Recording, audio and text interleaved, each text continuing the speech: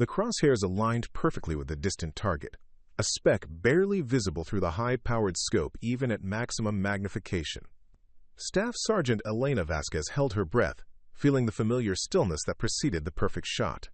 Her prosthetic fingers, crafted from titanium and carbon fiber, made microscopic adjustments to the rifle's position. The wind had died to nothing, a rare moment of perfect calm at 4,100 meters. The shot echoed across the Nevada desert like thunder. Through her scope, Elena watched the target explode in a shower of debris. Around her, the observation deck fell silent.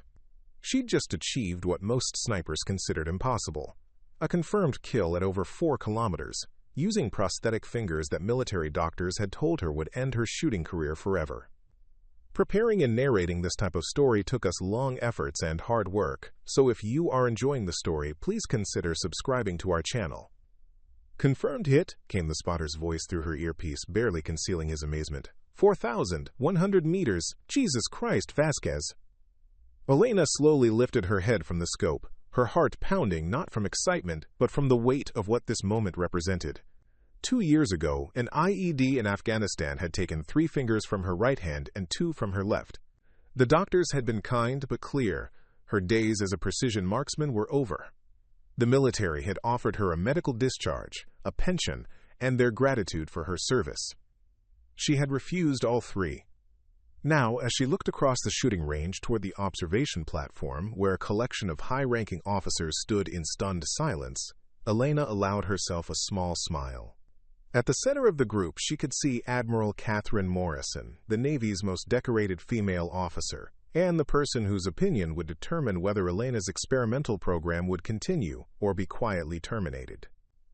The Admiral's voice carried across the desert air, clear and incredulous. She hit 4,100 meters with those? Elena carefully safed her rifle and began the process of breaking down her position.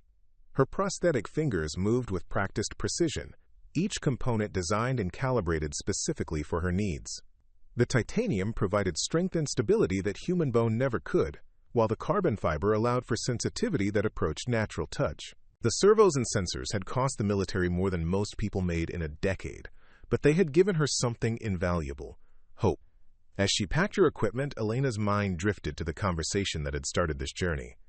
Admiral Morrison had been skeptical from the beginning, questioning whether the military should invest in experimental prosthetics for a single soldier. The Admiral had seen too many promising programs fail, too many resources wasted on impossible dreams. "Sergeant Vasquez," came a voice behind her. Elena turned to see Admiral Morrison approaching, flanked by 2 aides and looking every inch the career naval officer she was. Her silver hair was pulled back in a regulation bun, her uniform immaculate despite the desert heat. But her eyes, those revealed something Elena hadn't expected to see: genuine curiosity mixed with what might have been respect. "Admiral," Elena replied, coming to attention despite the informal setting. "At ease, Sergeant. That was impressive." The Admiral's gaze dropped to Elena's hands, which she had learned to keep visible rather than hidden.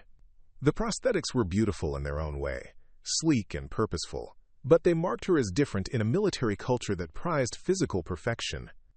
"Thank you, ma'am." "I'll be honest with you, Vasquez.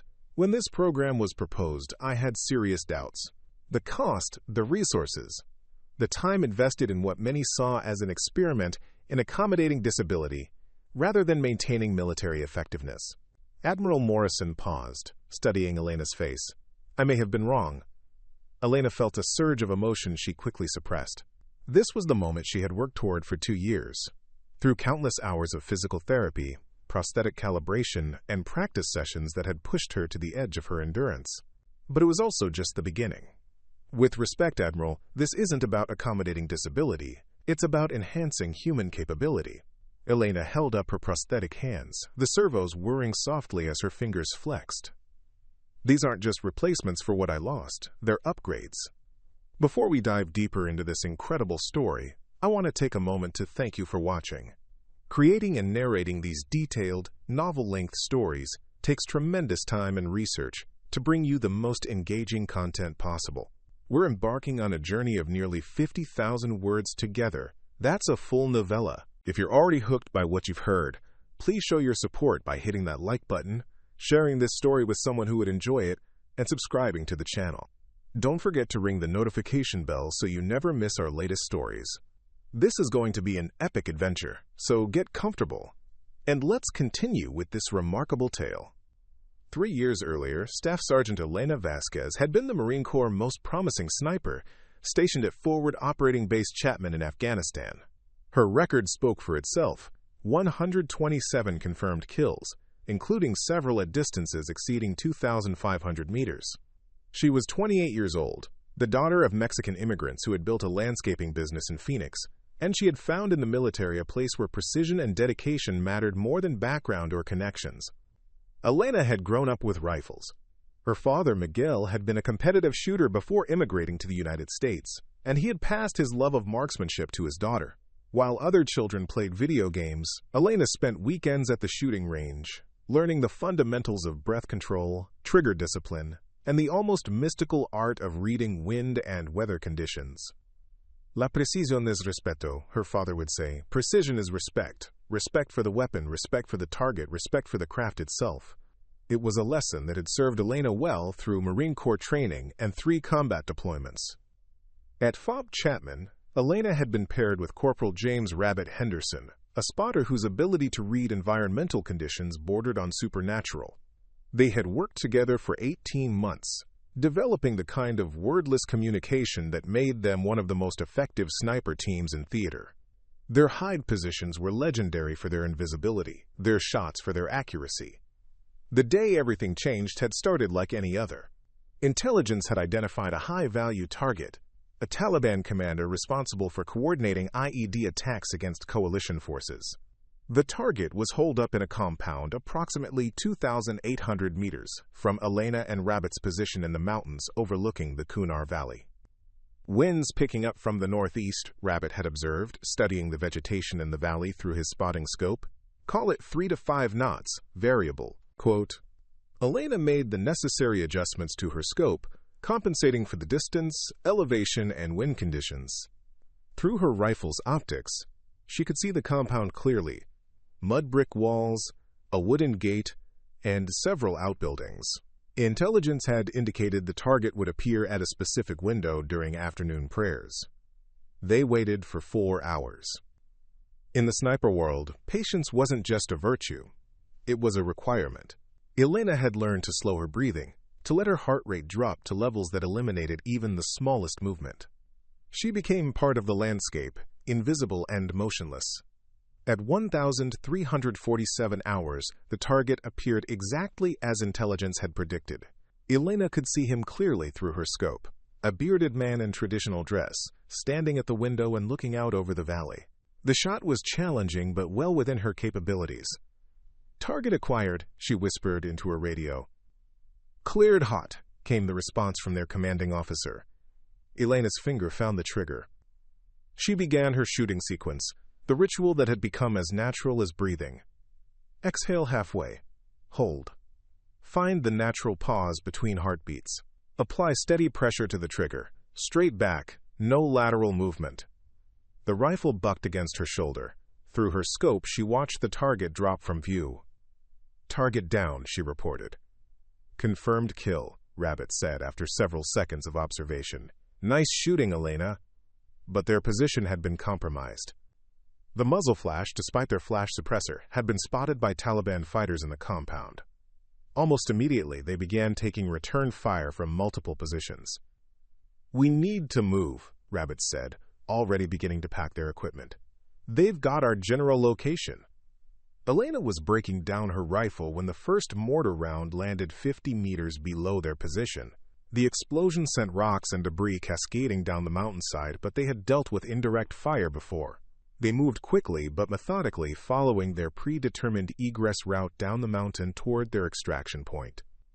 The second mortar round was closer, close enough that Elena could feel the concussion through the ground. The Taliban fighters were walking their fire up the mountain, trying to bracket their position. She and Rabbit moved faster, abandoning stealth for speed. They were halfway to the extraction point when Elena saw the IED. It was well concealed, buried in the path they were following, with only the slightest disturbance in the soil to mark its presence. In the split second she had to react, Elena made a choice that would haunt her forever. Instead of diving away from the device, putting distance between herself and the blast, she threw herself toward Rabbit, trying to push him out of the kill zone. The explosion lifted her off her feet and threw her 20 meters down the mountainside. When she regained consciousness, her ears were ringing, and her mouth tasted of blood and dirt. She tried to push herself up, and realized immediately that something was wrong with her hands. Looking down, she saw that 3 fingers on her right hand and 2 on her left were simply gone, severed cleanly by shrapnel. The stumps were bleeding heavily, and she could see white bone through the ragged flesh. The pain hadn't hit yet. Shock was providing a temporary reprieve, but she knew it was coming. "Rabbit!" she called out, her voice sounding distant and muffled through her damaged hearing. She found him 30 meters away, unconscious but breathing. The blast had thrown him clear of the worst shrapnel, though he had a serious head wound and what looked like a broken arm. Elena used her remaining fingers to apply pressure to his wound while calling for medical evacuation on her radio. The pain hit during the helicopter ride to the field hospital. It came in waves, each one threatening to drag her into unconsciousness. But Elena forced herself to stay awake, to remain alert. She had seen too many wounded soldiers succumb to shock and blood loss during medical transport. The doctors at the field hospital stabilized her condition and arranged for immediate transport to Landstuhl Regional Medical Center in Germany. From there, she would be flown to Walter Reed Army Medical Center in Maryland for specialized reconstructive surgery. The entire journey passed in a haze of pain medication and worry about her future. At Walter Reed, the chief of orthopedic surgery, Dr. Sarah Chen, was brutally honest about Elena's prognosis. "We can fit you with conventional prosthetics," Dr. Chen explained, showing Elena X-rays of her damaged hands. "You'll regain basic functionality, enough to handle most daily activities. But the fine motor control required for precision shooting? I'm afraid that's not realistic." Elena stared at the X-rays, seeing the gaps where her fingers used to be. Each missing digit represented not just a physical loss, but the end of everything she had built her identity around. She was a sniper. It was who she was, not just what she did. "What about experimental prosthetics?" she asked. "I've read about new developments in neural interfaces, sensors that can provide tactile feedback." Dr. Chen's expression softened. "Elena, I admire your determination, but you need to understand the reality of your situation. Even the most advanced prosthetics available today are crude compared to human fingers. The complexity of the neural pathways, the sensitivity required for the kind of precision you're talking about, it's beyond current technology." But Elena wasn't ready to accept that verdict. She had lost too much to give up without exploring every option. During her recovery at Walter Reed, she began researching prosthetic technology, reaching out to researchers and engineers who were pushing the boundaries of what was possible. It was during one of these research sessions that she encountered Dr. Marcus Webb, a biomedical engineer at Johns Hopkins University, who was working on next-generation prosthetic limbs for military personnel. Dr. Webb's approach was radically different from conventional prosthetics. Instead of simply replacing lost function, he was trying to enhance human capability. "The military has always been interested in human enhancement," Dr. Webb explained during their first meeting. "But they've approached it backwards, trying to make soldiers stronger or faster. We're approaching it from the angle of precision and control. What if we could give you fingers that were more sensitive than biological ones, more stable, more consistent?" Elena felt a spark of hope for the first time since her injury. What would that involve? Experimental surgery to install neural interfaces at the amputation sites, custom-designed prosthetics with sensors and actuators far beyond anything currently available, months of calibration and training to learn how to interface with the technology. Dr. Webb paused. "And no guarantee of success. You would be the first test subject for this particular application." Elena didn't hesitate. "When do we start?" The surgery took 14 hours. Dr. Webb and his team installed titanium interfaces at each amputation site, along with neural sensors that would allow Elena's nervous system to communicate directly with her prosthetic fingers.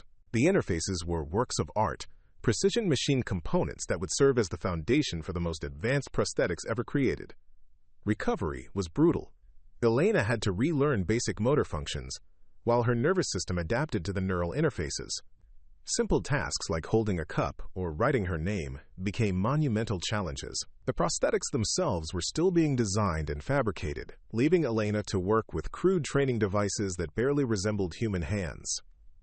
But slowly, progress came. The neural interfaces began responding to her thoughts with increasing accuracy. The sensors provided feedback that her brain gradually learned to interpret as touch. Dr. Webb's team refined the prosthetic designs based on Elena's feedback, creating fingers that were stronger, more stable, and more sensitive than biological ones. The final prosthetics were marvels of engineering. Each finger contained dozens of sensors, servomotors, and processors. The carbon fiber construction provided strength without weight, while the titanium joints offered precision that exceeded human capability. Most remarkably, the neural feedback system allowed Elena to feel through the prosthetics with startling accuracy. But the real test would come when she tried to shoot again. Elena's first trip back to a shooting range was a disaster. 8 months after receiving her final prosthetic fittings, she stood at the 100-meter line of the Marine Corps base firing range, holding her familiar M40A5 sniper rifle. The weapon felt foreign in her hands, heavier than she remembered, unwieldy in ways it had never been before.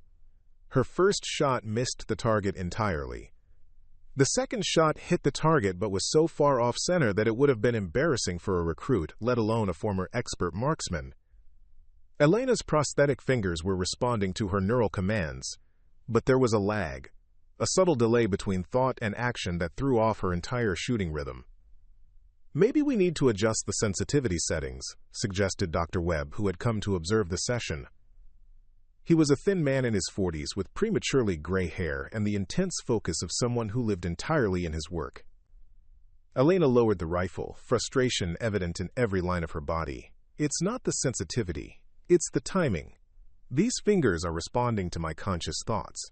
But shooting isn't a conscious process. It's muscle memory, instinct, responses that happen below the level of awareness." Dr. Webb nodded, making notes on his tablet. "We anticipated this challenge. The neural pathways for complex motor skills like shooting are deeply ingrained. We're essentially asking your brain to reroute those pathways through entirely new hardware." "How long will it take?" Elena asked. "Honestly, we don't know. You're the first person to attempt this level of precision work with neural interface prosthetics. It could be weeks, months, or—" Dr. Webb trailed off, unwilling to voice the possibility that it might never work. Elena spent the next 6 months in intensive training, working with occupational therapists, prosthetists, and shooting instructors to rebuild her marksmanship skills from the ground up. She had to unlearn decades of muscle memory and develop new neural pathways that could interface effectively with her prosthetic fingers. The breakthrough came during a late-night training session when Elena was working alone on the range. She had been practicing for hours, trying to achieve the kind of natural, unconscious trigger control that separated expert marksmen from average shooters. Her shots were getting better, but they still lacked the precision she had once taken for granted. Frustrated and exhausted, Elena decided to try something different. Instead of fighting against her prosthetics, trying to make them behave like biological fingers, she decided to embrace their capabilities. She began treating them not as replacements for what she had lost, but as new tools with their own advantages. The prosthetic fingers didn't tremor with fatigue or adrenaline. They didn't suffer from temperature variations or nerve damage. They could maintain exact pressure and position for extended periods without wavering. Once Elena stopped trying to recreate her old shooting style and began developing a new one based on her prosthetics capabilities, her accuracy began to improve dramatically. Her first sub-MOA group at 100 meters felt like a miracle. The 5 shots clustered within a 1-inch circle, precision that met military sniper standards. But Elena knew this was just the beginning. She needed to prove that her prosthetics could deliver accuracy at the extreme ranges where military snipers operated. At 300 meters, she achieved half MOA accuracy, precision that exceeded her biological capabilities. At 500 meters, she was consistently hitting targets that would challenge any military sniper. But the real test would come at ranges exceeding 1,000 meters, where environmental factors and the limitations of equipment began to dominate shooting equations. Elena's commanding officer, Colonel Rebecca Martinez, had been following her progress with interest and growing amazement. Colonel Martinez was herself a veteran of multiple combat deployments and understood both the physical and psychological challenges Elena faced. "I want to recommend you for the Advanced Sniper Program," Colonel Martinez said during one of their regular progress meetings. "It's experimental, focused on extreme-range precision shooting. The kind of work that pushes the boundaries of what's possible." Elena felt a surge of excitement mixed with apprehension. The Advanced Sniper Program was legendary within the military community, a classified initiative that developed techniques and equipment for shots at ranges previously considered impossible. Acceptance into the program would mean validation of her capabilities, but it would also mean intense scrutiny from military leadership who remained skeptical about prosthetic technology. "What would that involve?" Elena asked. 6 months of intensive training at various facilities across the country.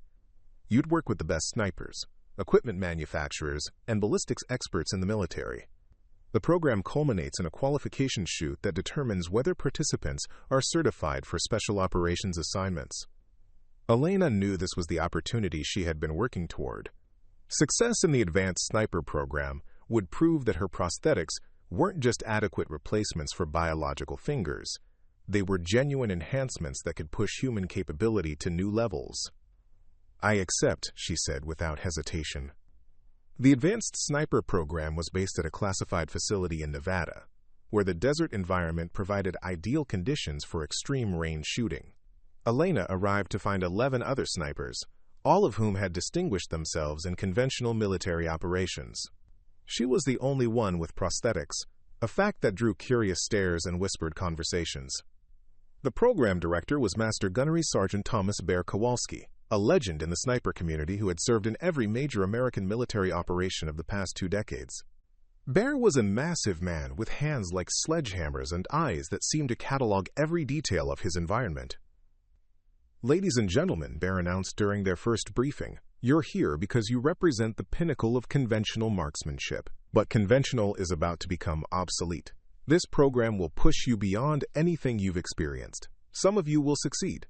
Others will discover that being good isn't the same as being extraordinary." His gaze lingered on Elena for a moment, and she sensed that her presence in the program was being viewed as either an inspiring example of military adaptability or a dangerous experiment that could endanger other participants. She was determined to prove it was the former. The training regimen was unlike anything Elena had previously experienced. Days began at 0400 with physical conditioning that pushed every participant to their limits. Prosthetics or not, Elena had to maintain the physical standards expected of elite military personnel. Her prosthetic hands actually provided some advantages in certain exercises. They didn't suffer from fatigue or pain in the same way biological hands did. Classroom instruction covered advanced ballistics, meteorology, and target identification. Elena found herself learning about atmospheric conditions, bullet flight characteristics, and equipment capabilities that went far beyond conventional sniper training. They studied shots that had been attempted at ranges exceeding 3,000 meters, analyzing what had worked and what had failed. But the real work happened on the range. The Nevada facility contained shooting positions that allowed for shots at distances up to 5,000 meters. The targets were sophisticated systems that could simulate various conditions and provide precise feedback on bullet impact. Elena quickly discovered that shooting at extreme ranges required not just marksmanship skills but also advanced understanding of physics, engineering, and environmental science. Her first attempts at ranges beyond 2,000 meters were humbling. The combination of bullet drop, wind drift, and atmospheric effects created challenges that her prosthetics couldn't simply overcome through superior stability.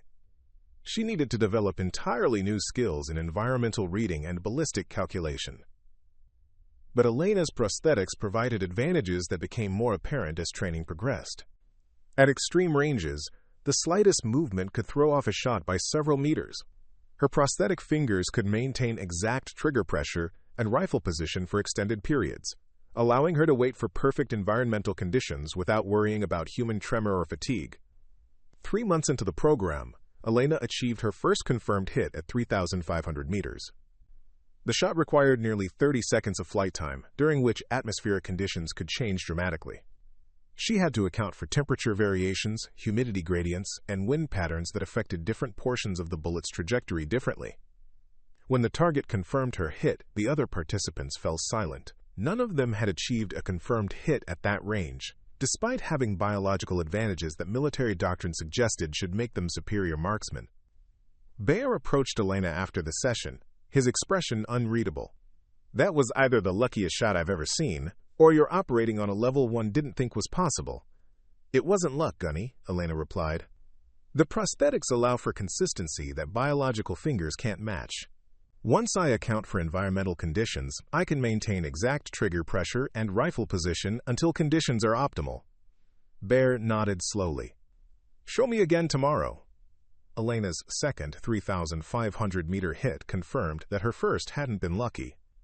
By the end of the fourth month, she was consistently hitting targets at ranges that challenged the other participants, even under ideal conditions.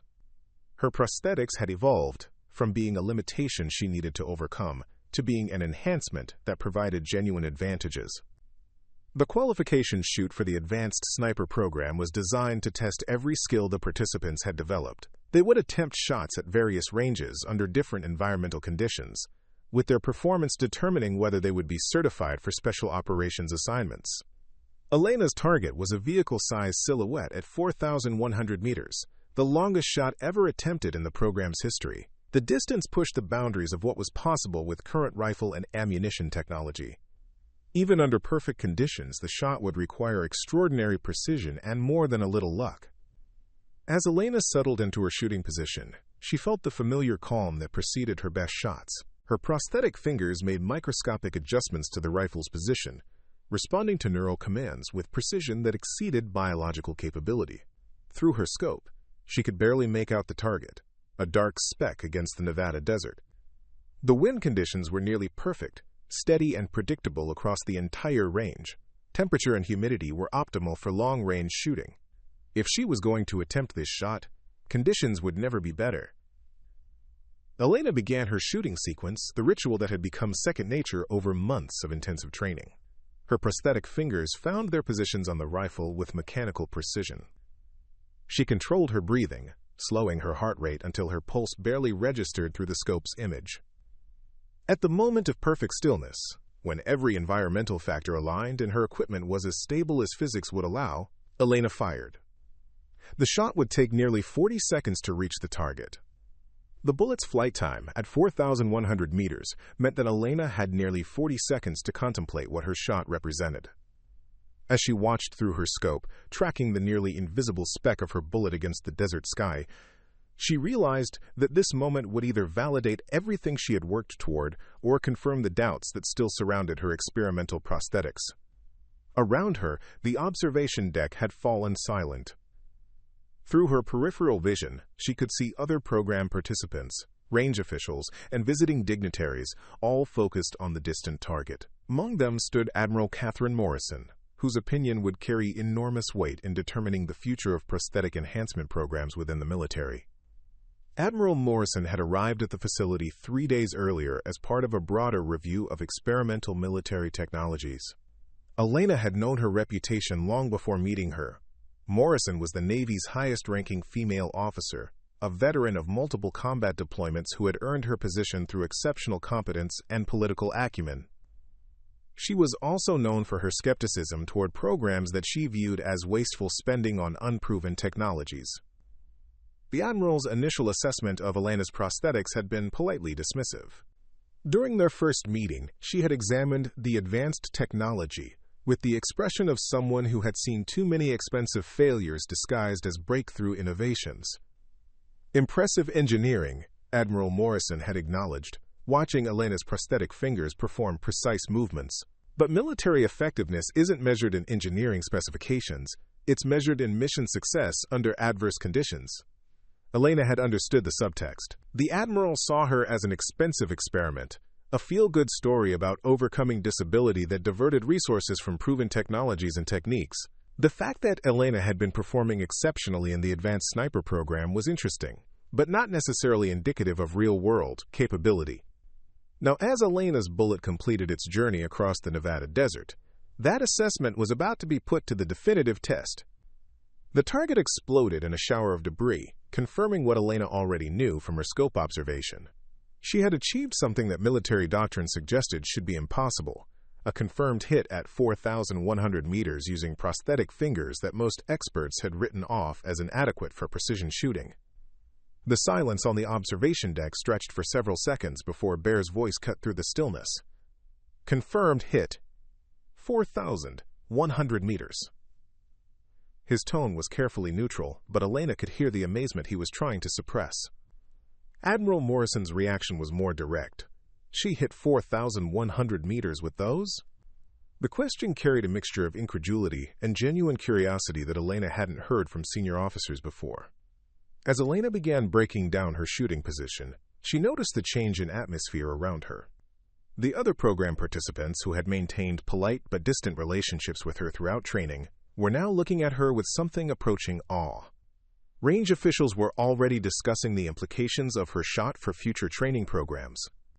And Admiral Morrison was walking toward her with an expression that suggested significant reassessment was taking place. "Sergeant Vasquez," the Admiral said as Elena completed her equipment checks, "that was unexpected." Elena came to attention, though the informal training environment didn't strictly require it. "Thank you, ma'am." "I'd like to understand exactly how this is possible," Admiral Morrison continued. "My briefings indicated that prosthetic technology wasn't advanced enough for this level of precision work." Elena gestured to her prosthetic hands, which she had learned to display proudly rather than conceal. "Ma'am, these aren't just prosthetics. They're enhancements. The titanium construction provides stability that biological bone can't match. The carbon fiber allows for sensitivity that approaches natural touch, while eliminating tremor and fatigue. The neural interfaces respond to thought commands with precision measured in microseconds." Admiral Morrison studied Elena's prosthetics with new interest. "You're suggesting that losing your biological fingers actually improved your capabilities?" "In some ways, yes, ma'am. These prosthetics don't suffer from the limitations that affect biological fingers. Fatigue, temperature sensitivity, nerve damage, age-related degradation. Once properly calibrated, they provide consistent performance that exceeds human capability." The Admiral nodded slowly, and Elena could see her reassessing not just the prosthetics, but the entire concept of human enhancement through technology. "I'd like to see detailed reports on your training progress, technical specifications for your prosthetics, and analysis of your shooting performance. This may have implications beyond just your individual case." Elena felt a mixture of excitement and apprehension. Recognition from Admiral Morrison could open doors to advanced programs and opportunities she had never imagined, but it would also mean intense scrutiny from military bureaucrats, medical experts, and politicians who might view her success as either a triumph of American ingenuity or a dangerous precedent that could lead to pressure for elective amputations among military personnel. Over the following weeks, Elena found herself at the center of attention she had never sought. Military medical experts examined her prosthetics and neural interfaces, trying to understand how the technology achieved such remarkable results. Ballistics specialists analyzed her shooting performance, looking for factors that might explain her extraordinary accuracy. Bioethicists debated the implications of technology that could potentially make voluntary amputation a rational choice for military personnel seeking enhanced capability. Dr. Webb, whose experimental prosthetics had made Elena's achievement possible, was simultaneously thrilled by her success and concerned about the attention it was generating. During one of their regular calibration sessions, he expressed reservations about how quickly the military bureaucracy was moving to expand the program. "Elena, what you've accomplished is remarkable, but we need to be careful about how fast we proceed," Dr. Webb cautioned. "These prosthetics were designed specifically for you, calibrated to your particular neural patterns and physical characteristics. We can't simply mass-produce them and expect similar results from other amputees." Elena understood his concerns, but she also recognized the opportunity that her success represented. "Dr. Webb, how many military personnel are medically discharged each year because of hand and finger injuries? How many potential snipers never reach their full capability because of human limitations that technology could address?" "That's exactly the kind of thinking that worries me," Dr. Webb replied. "We're talking about elective surgery to remove healthy limbs in pursuit of enhanced capability. The ethical implications are staggering." But Elena's success had already set wheels in motion that would be difficult to stop. Admiral Morrison had briefed the Pentagon on the results from the Advanced Sniper program, emphasizing the potential military applications of prosthetic enhancement technology. Defense contractors were already reaching out to Dr. Webb's research team, offering funding for expanded development programs. Military medical facilities were being quietly tasked with identifying potential candidates for experimental prosthetic procedures.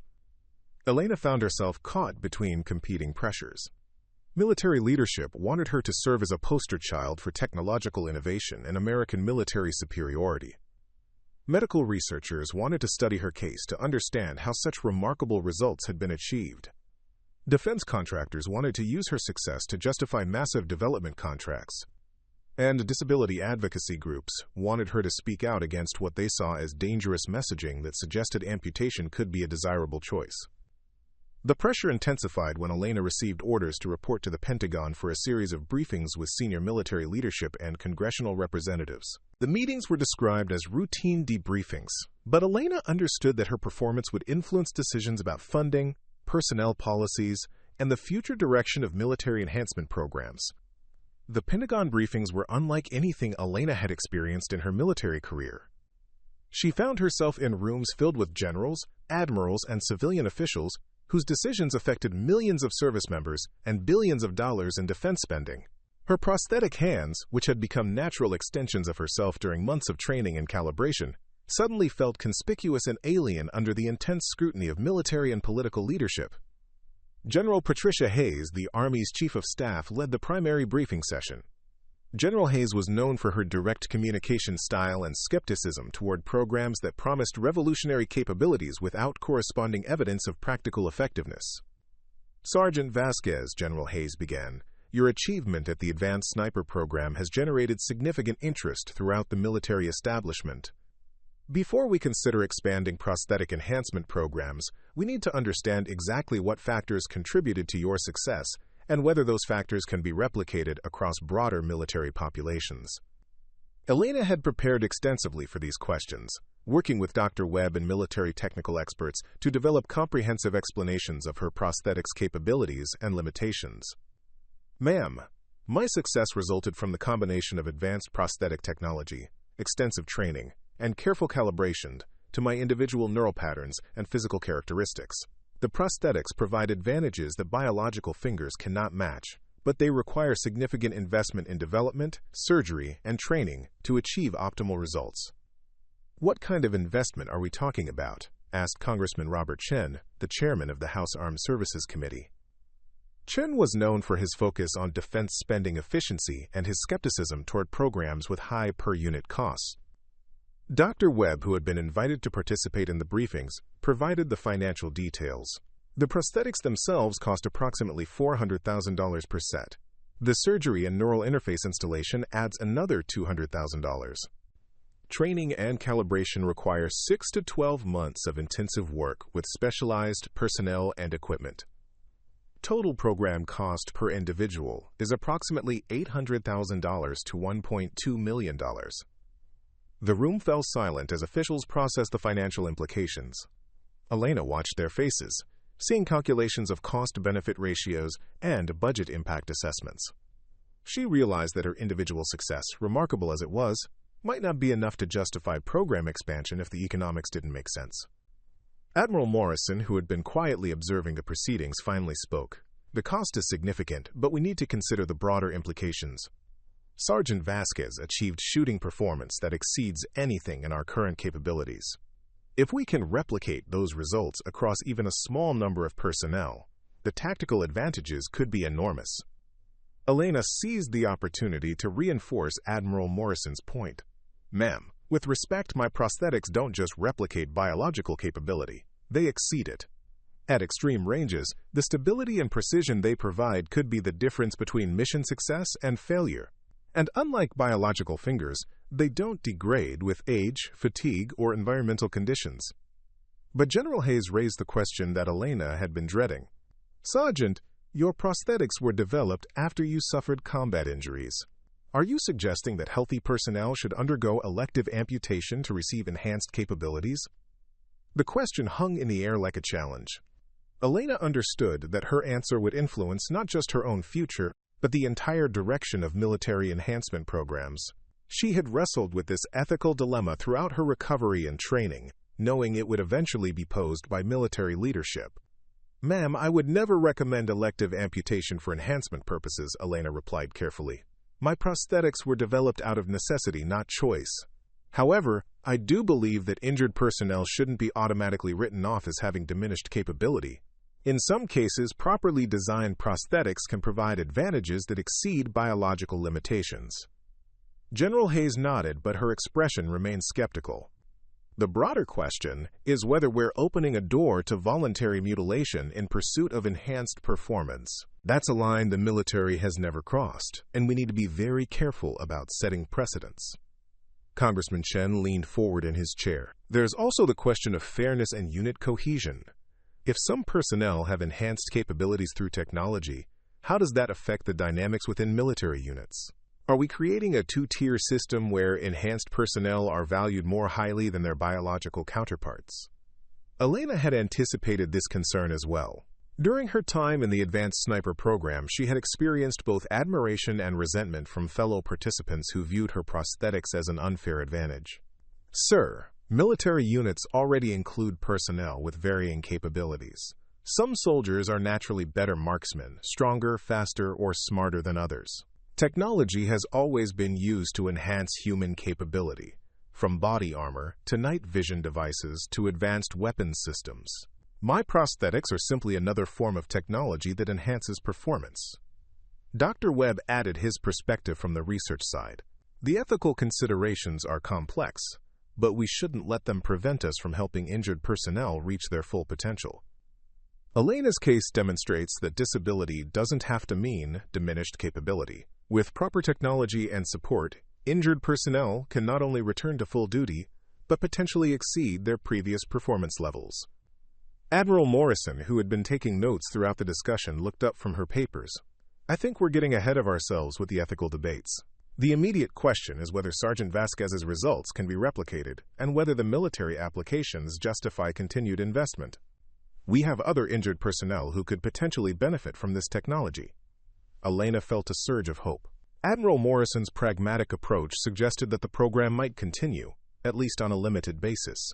Ma'am, there are currently 17 military personnel with hand and finger injuries similar to mine who have been medically retired or reassigned to non-combat roles. Dr. Webb's team has evaluated several of them as potential candidates for prosthetic enhancement. What would be required to move forward with additional cases? General Hayes asked. Dr. Webb consulted his notes. We would need expanded research funding, additional surgical facilities, and a formal protocol for candidate selection and training.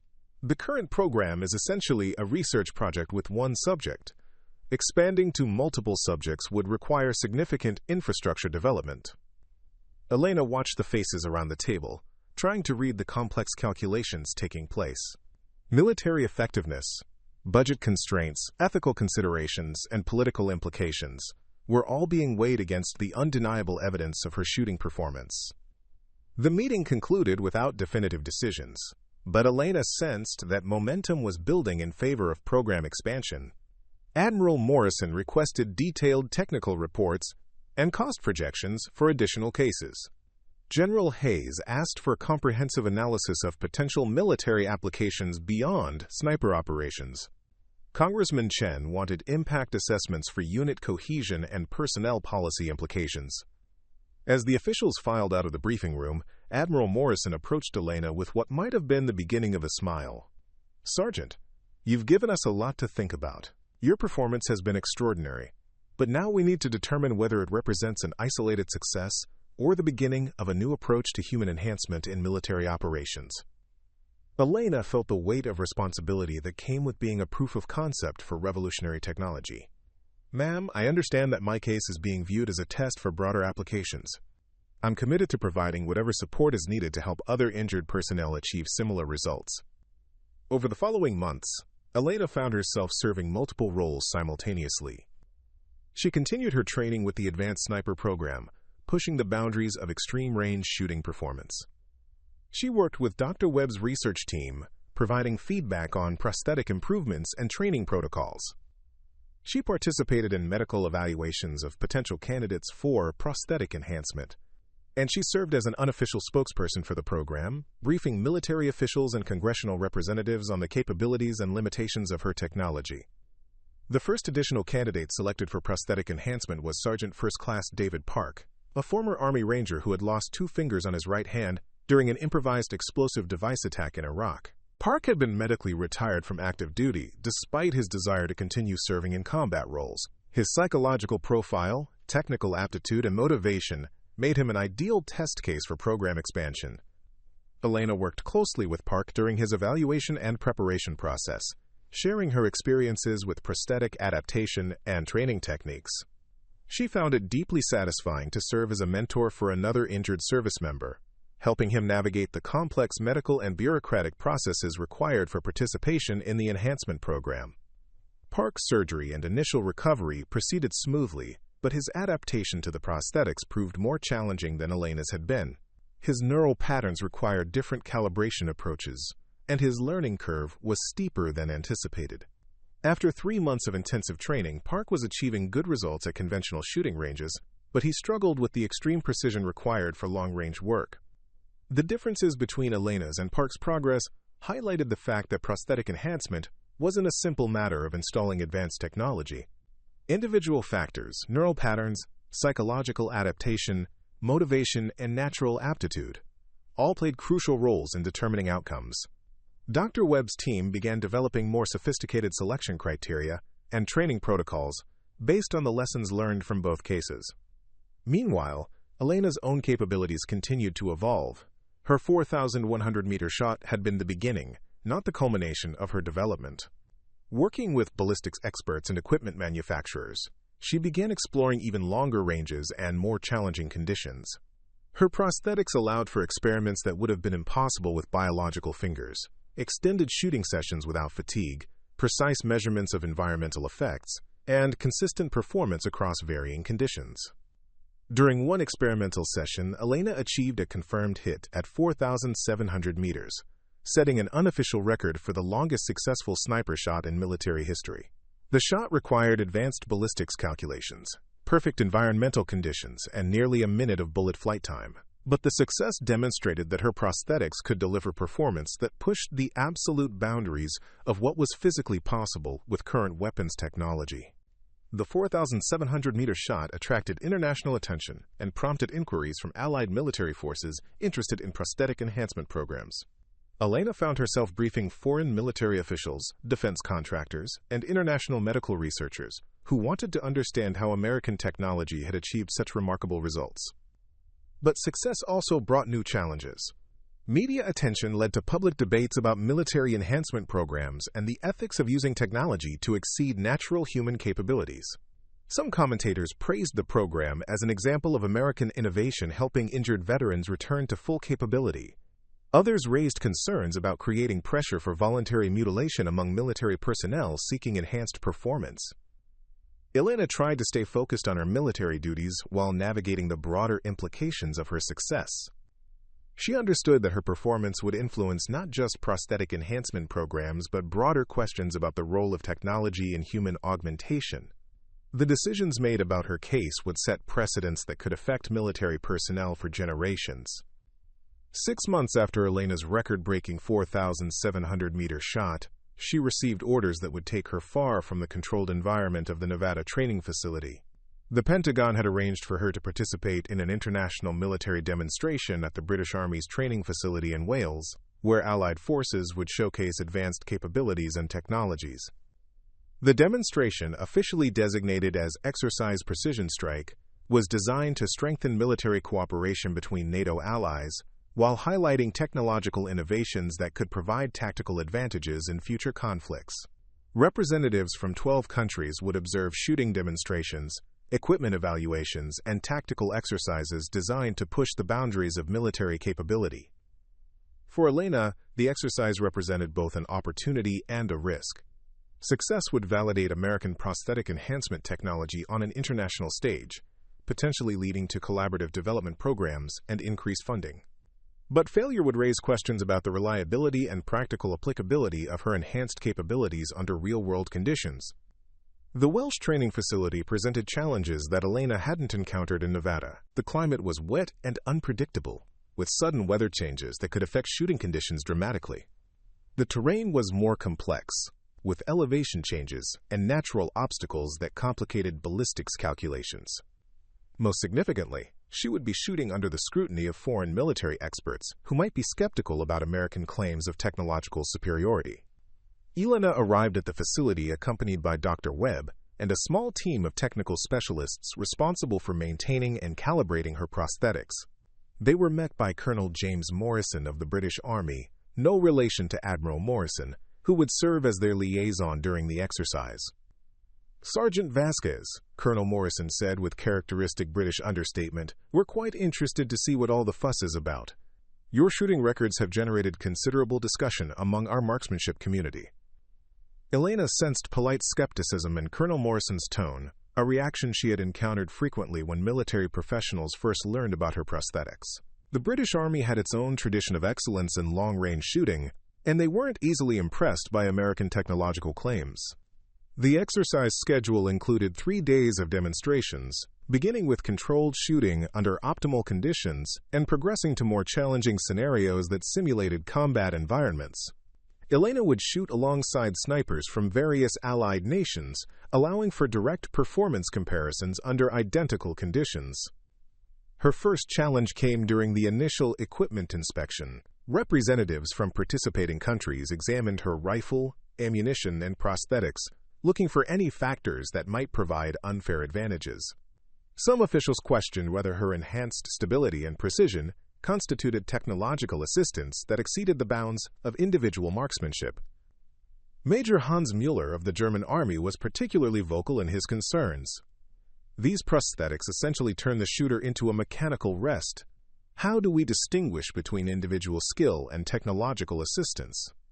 Elena had encountered this argument before and had developed a standard response. "Major, every piece of military equipment provides technological assistance. Advanced optics, precision ammunition, stabilized rifle platforms, all of these exceed natural human capabilities. My prosthetics simply extend that principle to the interface between shooter and weapon." Dr. Webb provided technical documentation showing that Elena's prosthetics responded to neural commands just as biological fingers would, requiring the same mental processes and decision-making that characterized expert marksmanship. The technology provided enhanced stability and consistency, but it didn't eliminate the need for skill, training, and experience. After extensive discussion, exercise officials determined that Elena's prosthetics were acceptable under the demonstration parameters. The decision was controversial, with some participants arguing that technological enhancement should be categorized separately from traditional marksmanship. But the exercise was designed to showcase advanced capabilities, and Elena's prosthetics clearly represented a significant technological advance. The first day of shooting took place under ideal conditions: clear skies, minimal wind, and excellent visibility. Targets were placed at various ranges from 800 to 3,000 meters, allowing participants to demonstrate their capabilities across the full spectrum of long-range engagement distances. Elena performed exceptionally well, achieving hits at all designated ranges with accuracy that matched or exceeded the other participants. But her real advantage became apparent during the extended shooting sessions that tested endurance and consistency over time. While other snipers showed gradual degradation in accuracy due to fatigue and environmental factors, Elena's performance remained constant throughout the day. Captain Sarah MacDonald of the Canadian Forces, one of the few female snipers participating in the exercise, approached Elena during a break between shooting sessions. "I have to admit, I was skeptical about your prosthetics. But watching you shoot today, I'm beginning to understand the advantages they provide." Elena appreciated the professional acknowledgement from another female sniper who understood the challenges of succeeding in a male-dominated field. "The prosthetics don't make me a better shooter automatically. They provide a stable platform, but I still need to read environmental conditions, calculate ballistics, and execute proper shooting techniques." "How do they feel? Do they provide the same sensory feedback as biological fingers?" Elena flexed her prosthetic fingers, demonstrating their range of motion and control. "The sensory feedback is different, but in some ways superior. I can feel pressure, texture, and temperature through the neural interfaces, but I don't experience fatigue, tremor, or pain that might affect biological fingers during extended shooting sessions." The second day introduced weather challenges that tested everyone's capabilities. Rain, wind, and variable visibility created conditions that more closely resembled combat environments. Elena's prosthetics provided significant advantages under these conditions, maintaining consistent performance despite environmental factors that affected other participants. During one particularly challenging session, Elena achieved hits at 2,500 meters, while other snipers struggled with targets at much shorter ranges. The combination of rain, gusty winds, and poor visibility created conditions that pushed human capability to its limits. But Elena's prosthetics allowed her to maintain steady aim and precise trigger control despite the environmental challenges. Major Rodriguez of the Spanish Army, who had initially been supportive of Elena's participation, approached her after the session with obvious admiration. "Sergeant, I've been shooting competitively for 15 years, and I've never seen anyone maintain that level of consistency under adverse conditions. Your prosthetics provide advantages that go beyond anything we've seen before." But the real test came on the third day, when participants were asked to attempt shots at extreme ranges under simulated combat stress. Elena would be attempting a 4,200-meter shot, longer than her previous record, while dealing with time pressure, multiple targets, and psychological stress designed to simulate battlefield conditions. The scenario involved engaging multiple targets at various ranges while under simulated enemy fire.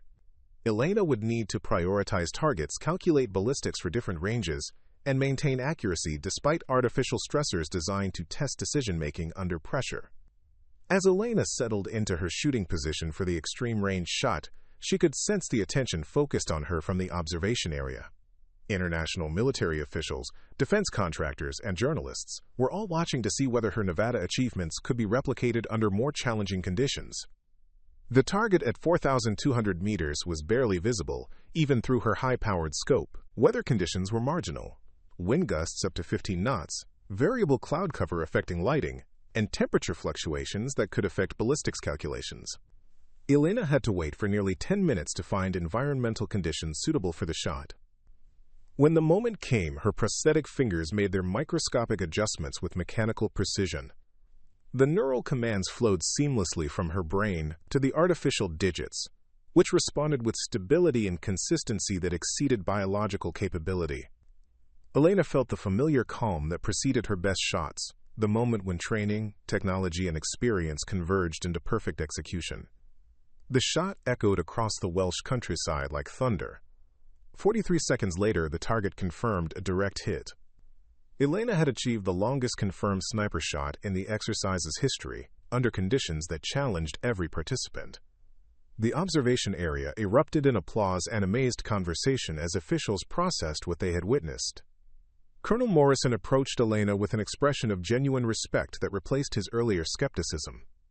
"Sergeant Vasquez, that was extraordinary.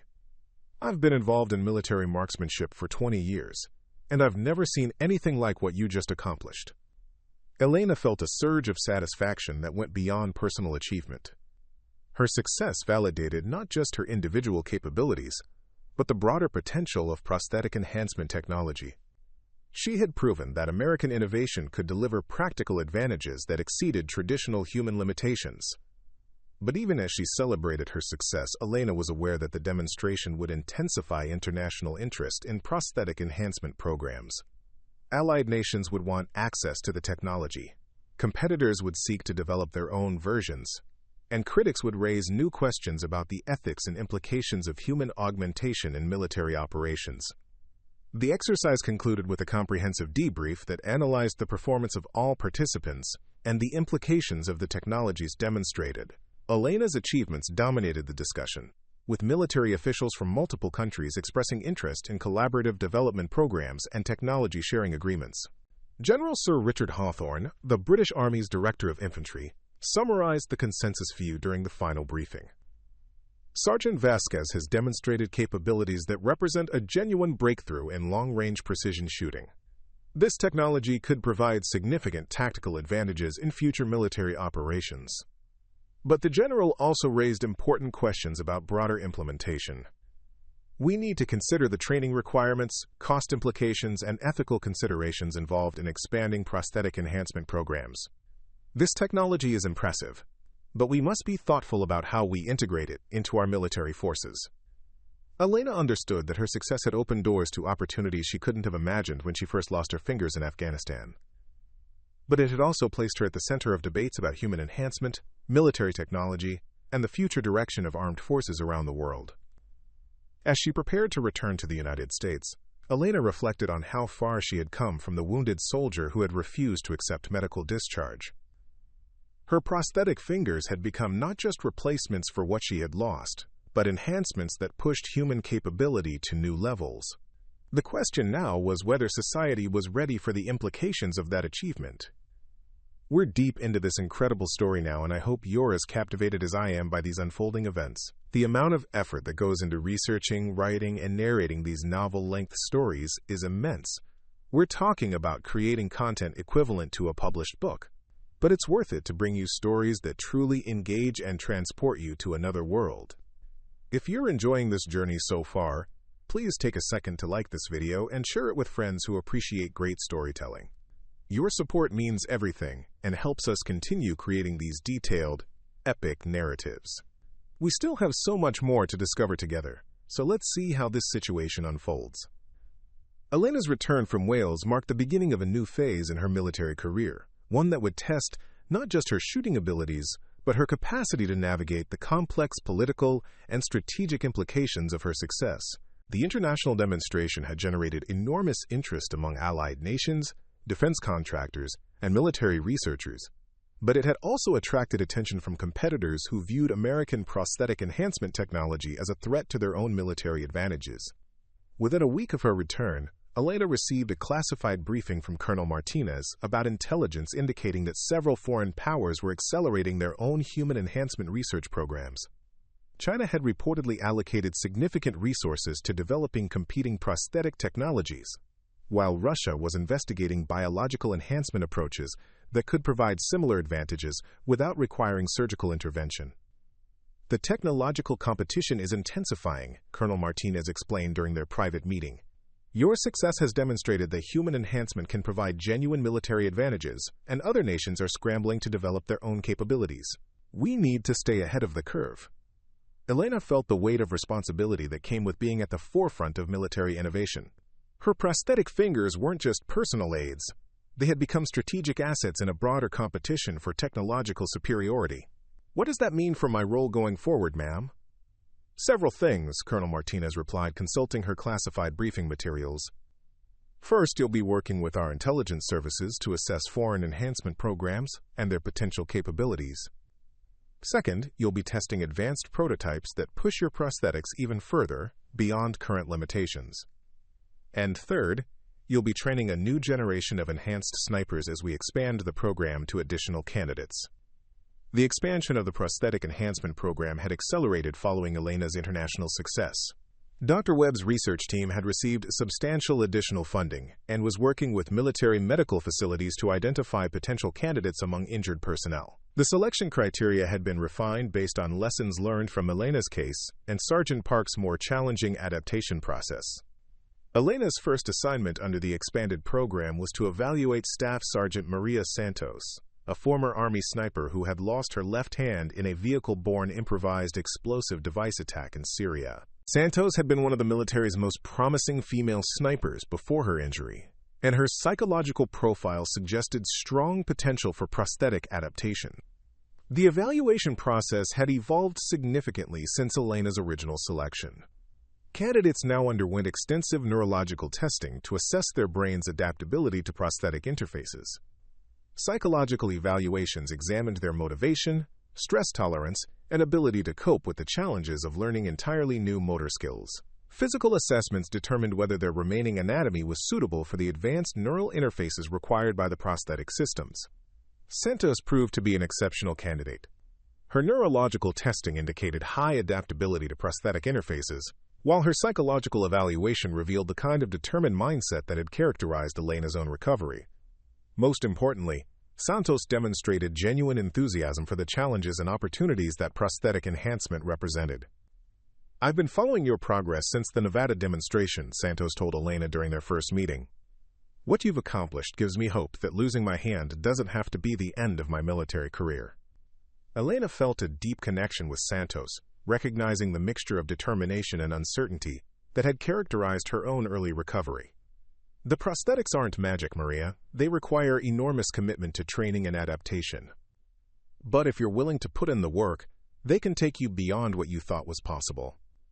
Santos's surgery proceeded smoothly, with Dr. Webb's team installing the most advanced neural interfaces yet developed. The prosthetic hand itself incorporated improvements based on Elena's feedback and technological advances that had emerged from ongoing research. The result was a system that provided even greater sensitivity and control than Elena's original prosthetics. But Santos's adaptation process highlighted new challenges that the program hadn't previously encountered. While Elena had lost fingers from both hands and needed to adapt her entire shooting technique, Santos had lost only her support hand, leaving her trigger hand intact. This asymmetry created unique calibration challenges that required developing entirely new training protocols. Elena worked closely with Santos during her adaptation period, sharing techniques and insights that couldn't be found in any training manual. The experience of mentoring another enhanced soldier deepened Elena's understanding of her own capabilities while revealing the complexity of factors that determine success with prosthetic enhancement. The hardest part isn't learning to use the prosthetics, Elena explained during one of their training sessions. It's learning to trust them completely. You need to stop thinking of them as artificial devices and start treating them as natural extensions of your body. Santos nodded, flexing her new prosthetic fingers with concentration. How long did it take you to reach that level of trust? Months, Elena admitted. And in some ways, I'm still learning. The technology keeps evolving, and each improvement requires new adaptation. The key is to stay patient and maintain confidence in the process. While Santos adapted to her prosthetics, Elena found herself involved in testing even more advanced prototypes that pushed the boundaries of current technology. Dr. Webb's team had developed experimental fingers that incorporated artificial intelligence systems capable of predictive movement and automatic environmental compensation. The AI components could analyze shooting conditions and make microscopic adjustments that enhanced accuracy beyond what conscious control could achieve. The AI-enhanced prosthetics represented a significant leap forward in human-machine interface technology, but they also raised new ethical and practical questions. If the artificial intelligence was making shooting adjustments automatically, could the results still be considered human achievement? How much technological assistance was acceptable before it crossed the line into automated weapon systems? Elena's testing of the AI prosthetics revealed both remarkable capabilities and unexpected limitations. The artificial intelligence could indeed provide enhanced accuracy under certain conditions, making corrections for environmental factors faster than human consciousness could process. But the AI systems struggled with unexpected situations and required extensive programming to handle the infinite variables that could affect long-range shooting. During one test session, Elena achieved a series of hits at 5,200 meters, distances that pushed the absolute limits of rifle and ammunition technology. But the shots required perfect environmental conditions and AI assistance that made her feel more like a technician operating advanced equipment than a sniper demonstrating marksmanship skills. This feels different, Elena told Dr. Webb after the session. The AI is making decisions that I would normally make myself. It's remarkably effective, but it changes the nature of what I'm doing. Dr. Webb nodded thoughtfully. We're approaching the boundary between human enhancement and automated systems. The question is whether crossing that boundary provides tactical advantages that justify the philosophical implications.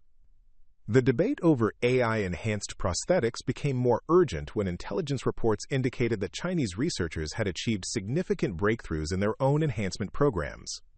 Satellite imagery suggested that Chinese military facilities were conducting advanced testing of technologies that might provide capabilities comparable to or exceeding American prosthetic systems. Elena received a classified briefing about Chinese developments from Major General Rebecca Thompson, the Army's Director of Advanced Technology Programs.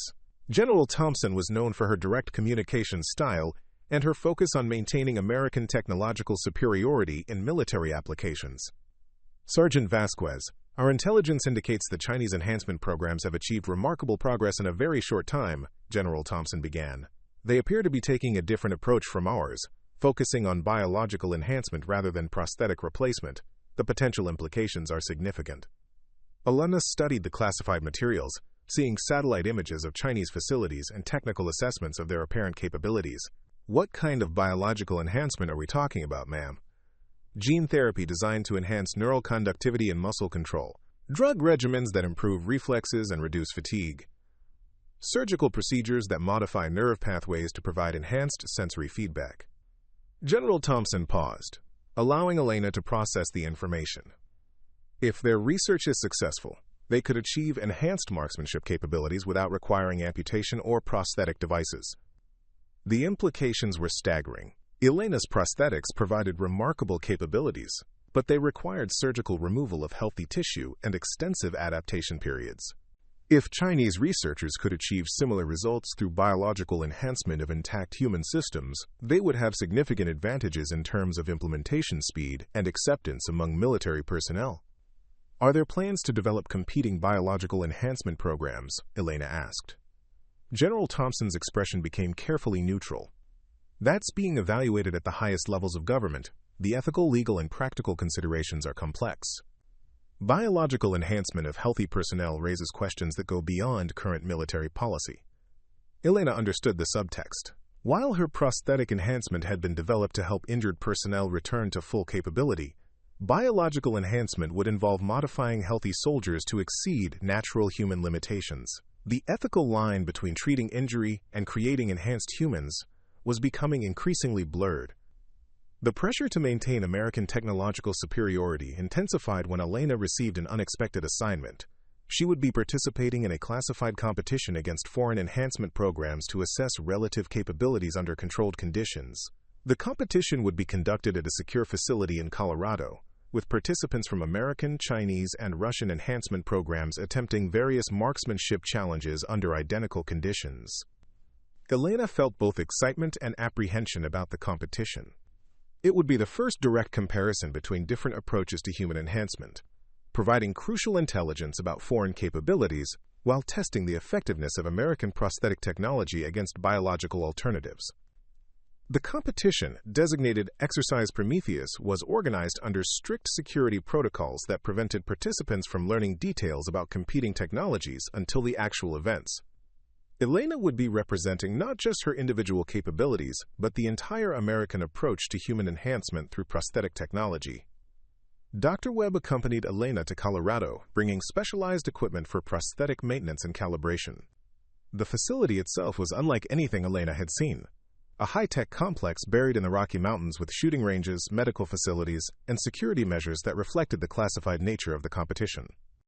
Elena's first glimpse of her competition came during the initial briefing session. The Chinese representative was Captain Li Wei, a slight man in his early 30s who showed no obvious signs of enhancement but moved with the fluid precision of someone whose nervous system had been optimized for performance. The Russian participant was Major Alexei Volkov, a massive individual whose enhanced musculature was visible even through his uniform. The competition format included 3 phases: precision shooting at various ranges, performance under stress conditions, and endurance testing that evaluated consistency over extended periods.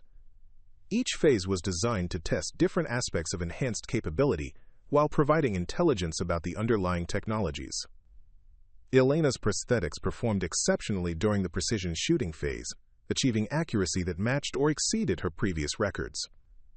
But Captain Li's biological enhancements proved remarkably effective as well, allowing him to achieve shots that rivaled Elena's performance despite using conventional biological fingers enhanced through chemical and genetic modification. Major Volkov's approach was different entirely. His enhanced musculature allowed him to handle heavier weapons and maintain stability under conditions that would challenge normal human physiology. While his precision didn't match Elena's or Li's, his endurance and strength provided advantages in scenarios that required sustained shooting over long periods. The stress testing phase revealed important differences between the enhancement approaches. Elena's prosthetics maintained consistent performance regardless of psychological pressure or physical discomfort. Li's biological enhancements showed some degradation under extreme stress, while Volkov's modifications actually seemed to improve his performance when adrenaline levels were elevated. But the most revealing phase was the endurance testing, which required participants to maintain accurate shooting over 6-hour periods while dealing with various environmental and physical challenges. Elena's prosthetics provided consistent performance throughout the entire session, showing no degradation due to fatigue or environmental factors. Lee's biological enhancements showed gradual performance decline as his enhanced nervous system became overwhelmed by extended demands. Despite chemical augmentation designed to reduce fatigue, his accuracy deteriorated significantly during the final hours of testing. Volkov's enhanced physiology allowed him to maintain strength and stability throughout the endurance test, but his precision remained limited compared to Elena's and Leela's capabilities. His approach provided different advantages but couldn't match the fine motor control required for extreme-range precision shooting.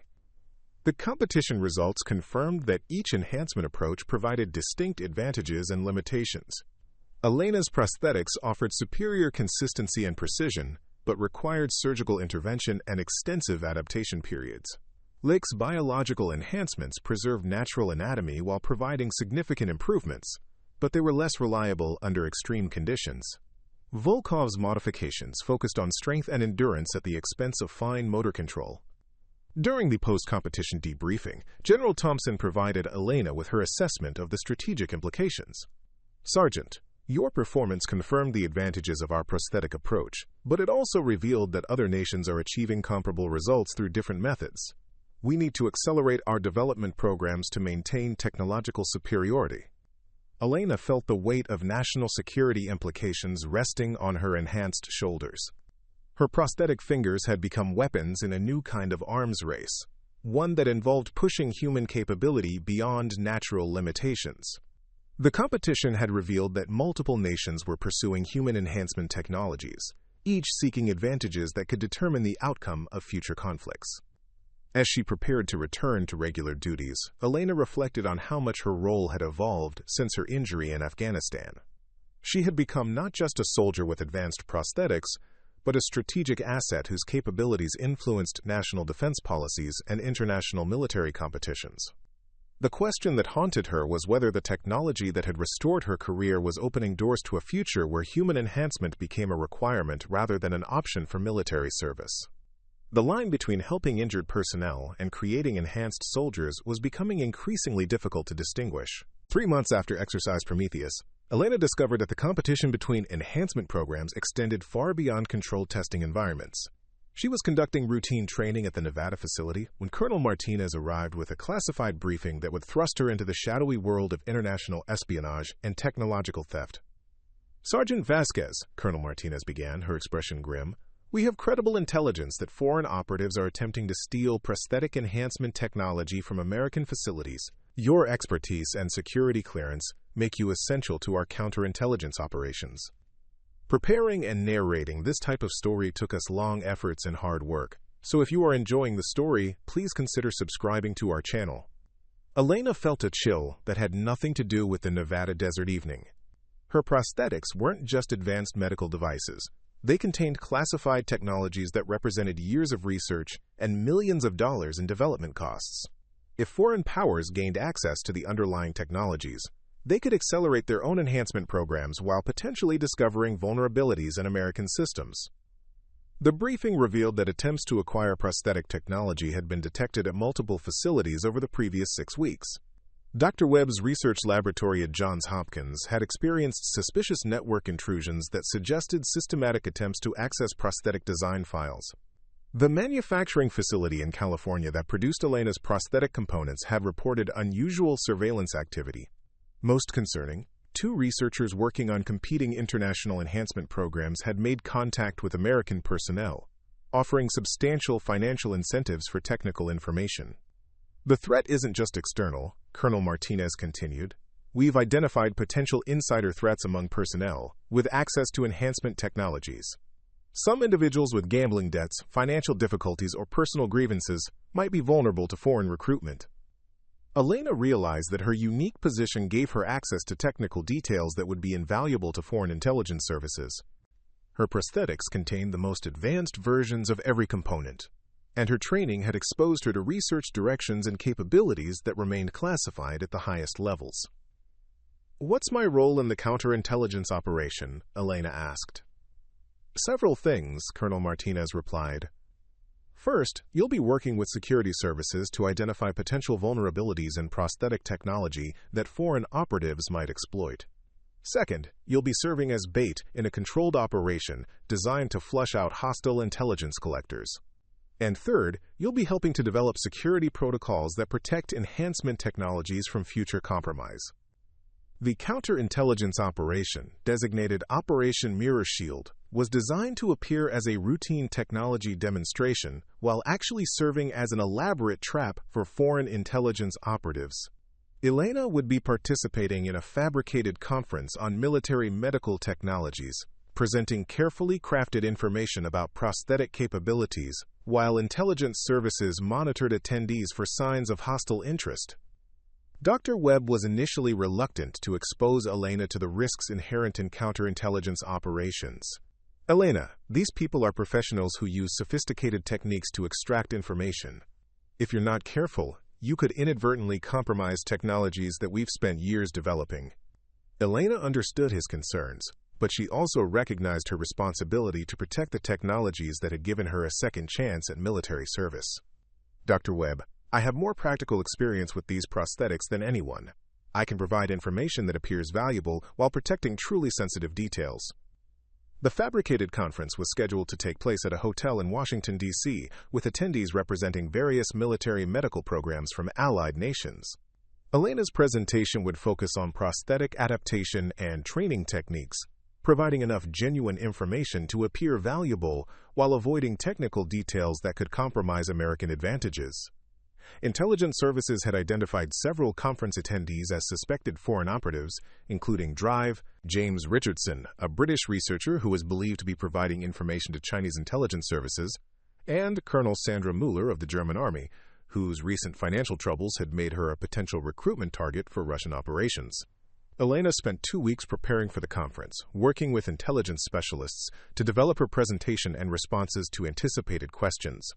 The key was to appear forthcoming and helpful, while actually revealing very little information of genuine value. Remember, explained Agent Sarah Kim of the Defense Intelligence Agency, foreign operatives will try to build rapport and trust before attempting to extract sensitive information. They might offer collaboration opportunities, request technical assistance, or suggest informal meetings where information sharing could occur. The conference itself was an exercise in psychological warfare disguised as academic discussion. Elena delivered her presentation to an audience that included legitimate researchers, suspected foreign operatives, and undercover intelligence agents.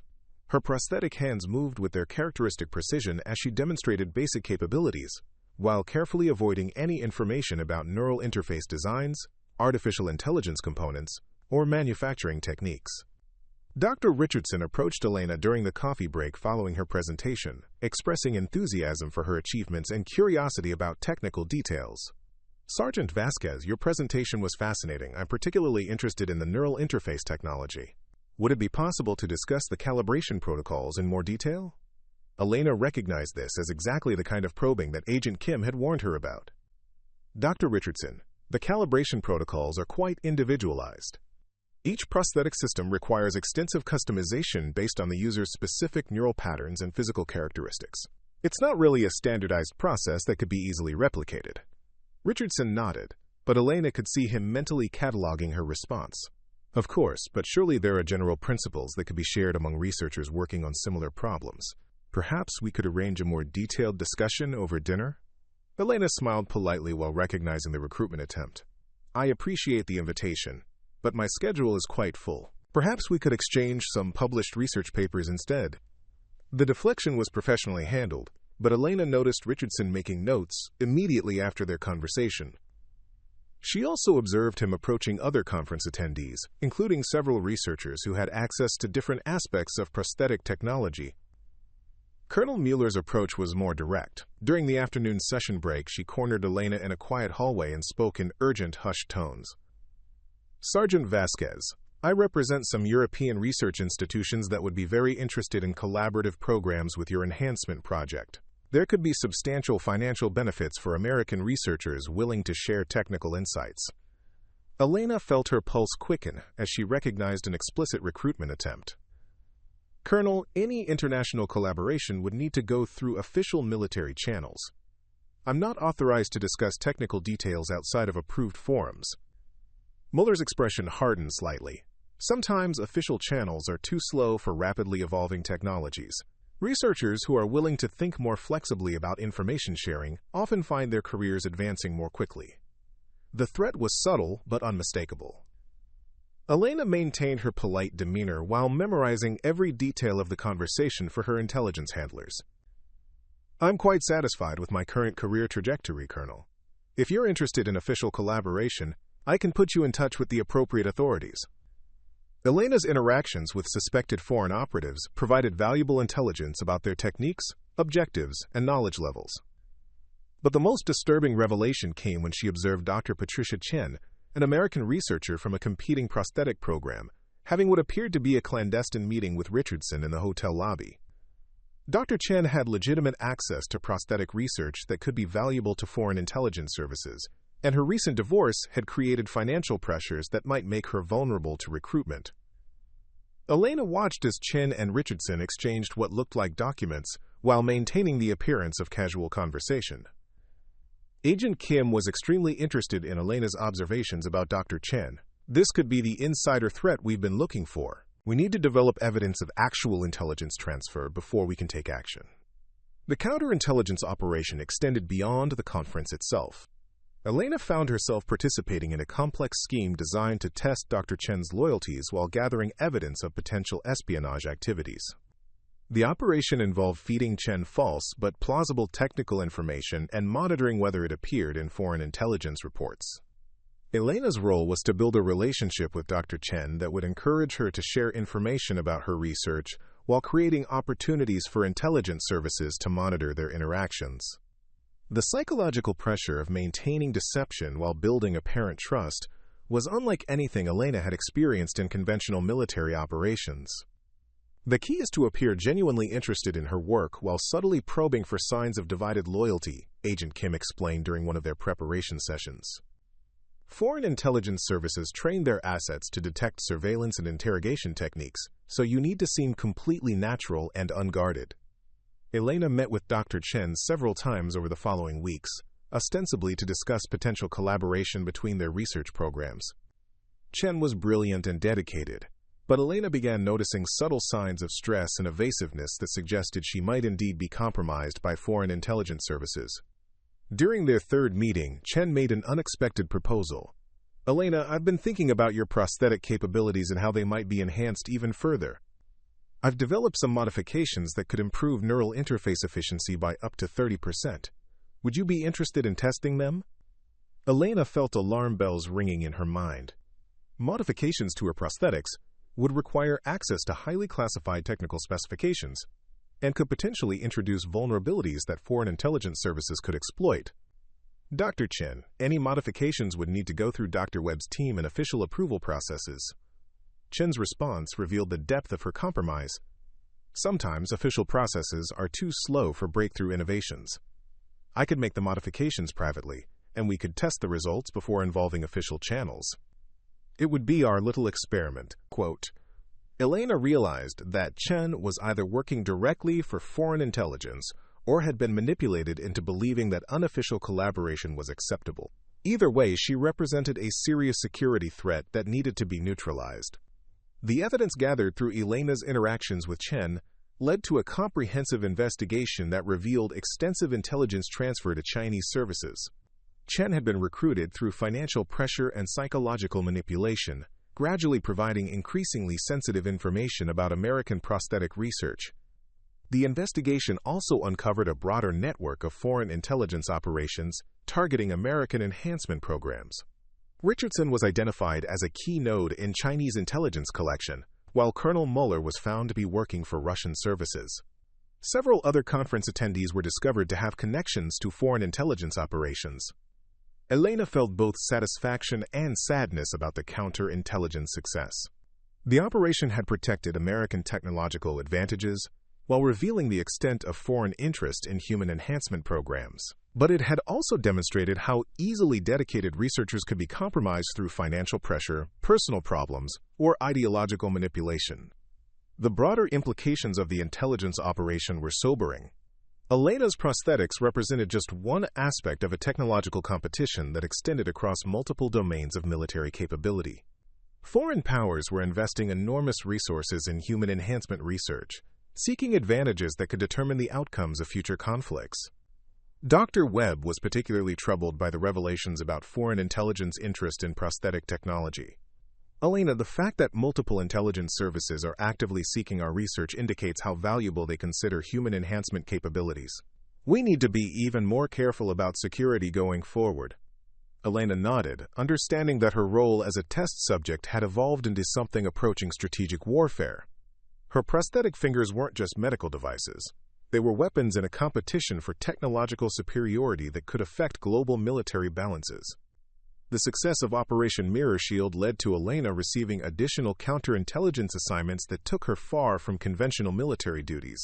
She found herself working with intelligence services to assess foreign enhancement programs, identify potential security vulnerabilities, and develop protection strategies for American research facilities.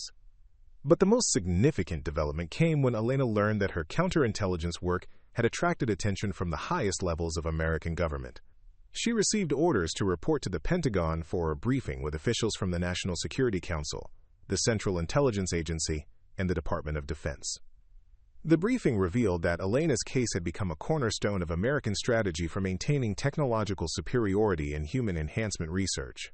Her success had demonstrated the military potential of prosthetic technology, while her counterintelligence work had provided crucial insights into foreign collection efforts. "Sergeant Vasquez," said Director Margaret Foster of the CIA, "your unique combination of technical knowledge and operational experience makes you invaluable for understanding foreign enhancement capabilities and protecting American advantages. We're developing expanded roles that would utilize your expertise in ways that go beyond conventional military assignments."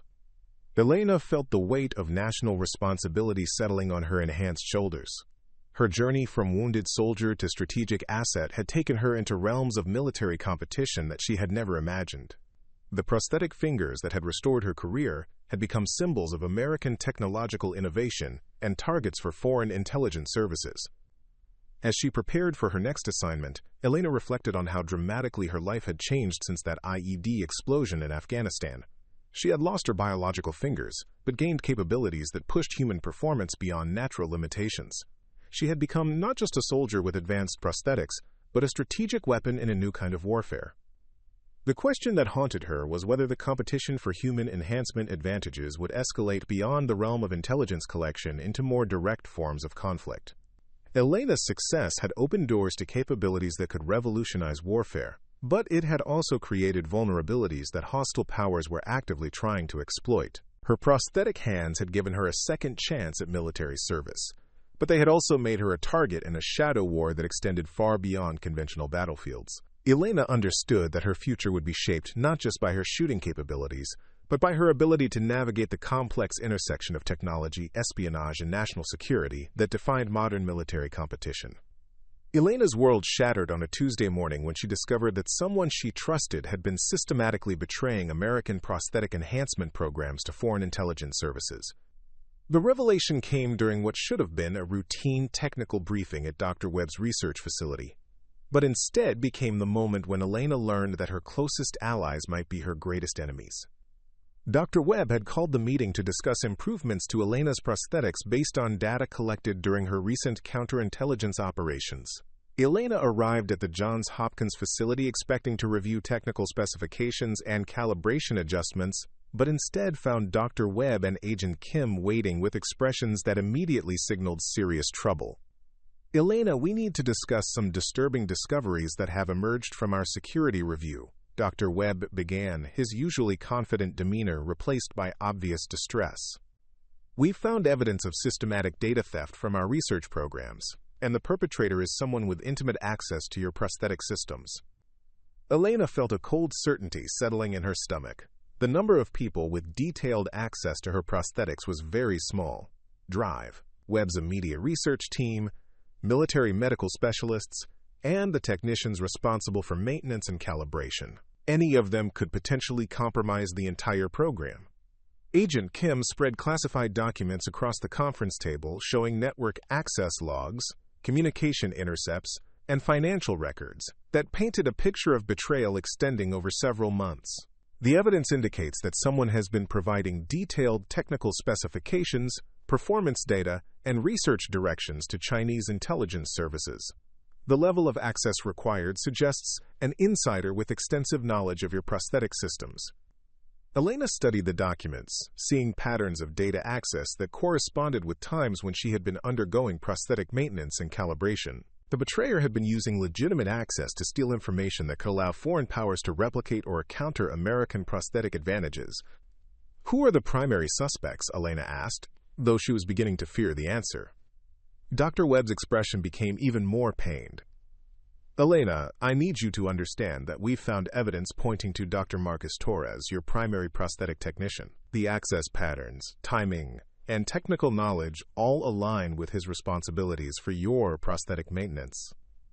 Elena felt as if the ground had shifted beneath her feet. Dr. Torres had been working with her prosthetics since the early development stages, fine-tuning their performance and helping her adapt to each new enhancement. He knew more about her prosthetic systems than anyone except Dr. Webb himself, and she had developed a relationship of absolute trust with him. There has to be a mistake, Elena protested. Dr. Torres has been completely committed to the program. He's seen how much these prosthetics mean to me and other enhanced personnel. Why would he betray everything we've worked for? Agent Kim consulted her classified files. Financial pressure appears to be the primary motivation. Dr. Torres has significant gambling debts that created vulnerability to foreign recruitment. Chinese intelligence services offered him substantial payments for technical information, gradually escalating their requests until he was providing detailed specifications for your prosthetic systems. The evidence was overwhelming. Bank records showed unexplained deposits to Torres's accounts that coincided with major data theft incidents. Communication intercepts revealed coded messages between Torres and known Chinese intelligence operatives. Most damning surveillance footage showed Torres copying classified files to portable storage devices during times when he should have been performing routine maintenance on Elena's prosthetics. Elena felt a profound sense of personal violation that went beyond the strategic implications of the betrayal. Dr. Torres had touched her prosthetics, calibrated their most sensitive components, and helped her develop the trust in her enhanced capabilities that made precision shooting possible. The intimate nature of prosthetic maintenance meant that his betrayal felt like a violation of her body as well as her trust. How much information did he compromise? Elena asked, dreading the answer. Dr. Webb consulted his technical assessments. Potentially everything. Dr. Torres had access to neural interface designs, prosthetic component specifications, calibration protocols, and performance data from all your training and operational activities. Chinese intelligence services now possess enough information to potentially replicate our prosthetic technology or develop countermeasures that could neutralize your advantages. The strategic implications were staggering. Elena's prosthetics represented years of research and millions of dollars in development costs, but more importantly, they provided tactical advantages that could determine the outcomes of future military operations. If foreign powers could replicate or counter those advantages, American military superiority and human enhancement could be eliminated overnight. Agent Kim outlined the immediate response to the betrayal. Dr. Torres has been placed under arrest and is being interrogated to determine the full extent of information transfer. We're implementing emergency security protocols to protect remaining research programs and are assessing damage to American technological advantages. But Elena realized that the betrayal's impact extended beyond immediate security concerns. Her trust in the entire program had been shattered, and she found herself questioning whether other personnel might also be compromised. If Dr. Torres could be turned by foreign intelligence, anyone with access to prosthetic technology might be vulnerable to recruitment. Dr. Webb seemed to read her thoughts. Elena, I understand that this betrayal feels deeply personal, but we can't let it undermine confidence in the entire program. Most of our personnel remain completely loyal, and we're implementing additional security measures to prevent future compromises. Elena nodded, but she felt fundamentally changed by the revelation. The prosthetics that had given her enhanced capabilities had also made her a target for foreign intelligence services and betrayal by people she had trusted completely. Her enhanced fingers suddenly felt alien and vulnerable, symbols of both capability and exposure. The immediate challenge was determining whether Elena's prosthetics had been compromised in ways that could affect her safety or performance. Dr. Torres's access to her systems meant that he could potentially have installed hidden monitoring devices, introduced performance vulnerabilities, or programmed backdoors that foreign intelligence services could exploit. "We need to conduct comprehensive security examinations of your prosthetics," Dr. Webb explained. "This will require temporarily removing the devices and replacing them with backup systems while we analyze every component for signs of compromise." Elena felt a surge of anxiety at the prospect of losing her prosthetics, even temporarily. They had become so integral to her identity and capabilities that the thought of reverting to conventional prosthetics, even briefly, felt like losing a part of herself. But the security examination revealed the full extent of Torres's betrayal. Hidden within Elena's prosthetic systems were microscopic monitoring devices that had been transmitting data about her performance, training activities, and even her physical location to foreign intelligence services. The devices were so sophisticated that they had been undetectable through routine security scans. "These monitoring devices represent technology that we haven't seen before," Agent Kim observed. "Chinese intelligence services have been tracking your movements and activities in real time, potentially allowing them to anticipate your assignments and gather intelligence about American military operations." Elena realized that her prosthetics had essentially turned her into an unwitting intelligence asset for foreign powers.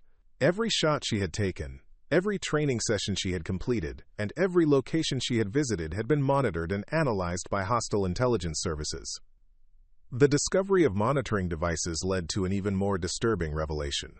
Analysis of the transmitted data indicated that Chinese intelligence services had developed detailed models of Elena's capabilities and were using that information to train their own enhanced personnel to counter her advantages. "They know exactly how your prosthetics perform under various conditions," Dr. Webb explained grimly. "Chinese enhancement programs are likely developing specific techniques and technologies designed to neutralize your capabilities in potential combat situations." Elena felt the weight of strategic failure settling on her shoulders. Her success in developing enhanced capabilities had inadvertently provided foreign powers with intelligence that could be used against American military forces. The very achievements that had made her a strategic asset had also made her a strategic liability. The betrayal's implications extended beyond Elena's individual case. Investigation revealed that Dr. Torres had also provided intelligence about other enhanced personnel, including Sergeant Santos and the expanding Prosthetic Enhancement Program. Chinese intelligence services possessed comprehensive information about American human enhancement capabilities, limitations, and future development plans. Military leadership faced a critical decision about how to respond to the intelligence compromise. Some officials argued for suspending the entire prosthetic enhancement program until security vulnerabilities could be addressed. Others insisted that abandoning the program would hand Chinese forces an advantage that could prove decisive in future conflicts. Elena found herself at the center of debates about national security, technological competition, and the future of human enhancement in military operations. Her prosthetics had become symbols of both American innovation and American vulnerability, representing the double-edged nature of advanced military technologies. Admiral Morrison, who had become one of Elena's strongest advocates, visited the research facility to assess the situation personally. "Sergeant Vasquez, this betrayal is a serious setback, but it doesn't negate the genuine advantages that your prosthetics provide. We need to determine how to move forward while protecting our remaining technological advantages." Elena felt torn between her commitment to the program and her awareness of the security risks that her enhanced capabilities represented. "Admiral, I'm willing to continue serving however the military determines is most beneficial, but I think we need to be more realistic about the risks that come with advanced enhancement technologies." The meeting with Admiral Morrison led to a comprehensive reassessment of the Prosthetic Enhancement Program's security protocols, operational procedures, and strategic objectives. Elena would continue operating with enhanced prosthetics, but under much stricter security conditions that limited her exposure to potential intelligence collection. Dr. Webb's research team installed new prosthetics that incorporated advanced security features designed to prevent monitoring and tampering. The devices included encryption systems, tamper detection capabilities, and self-destruct mechanisms that would activate if unauthorized access was attempted. But Elena understood that the fundamental vulnerability remained.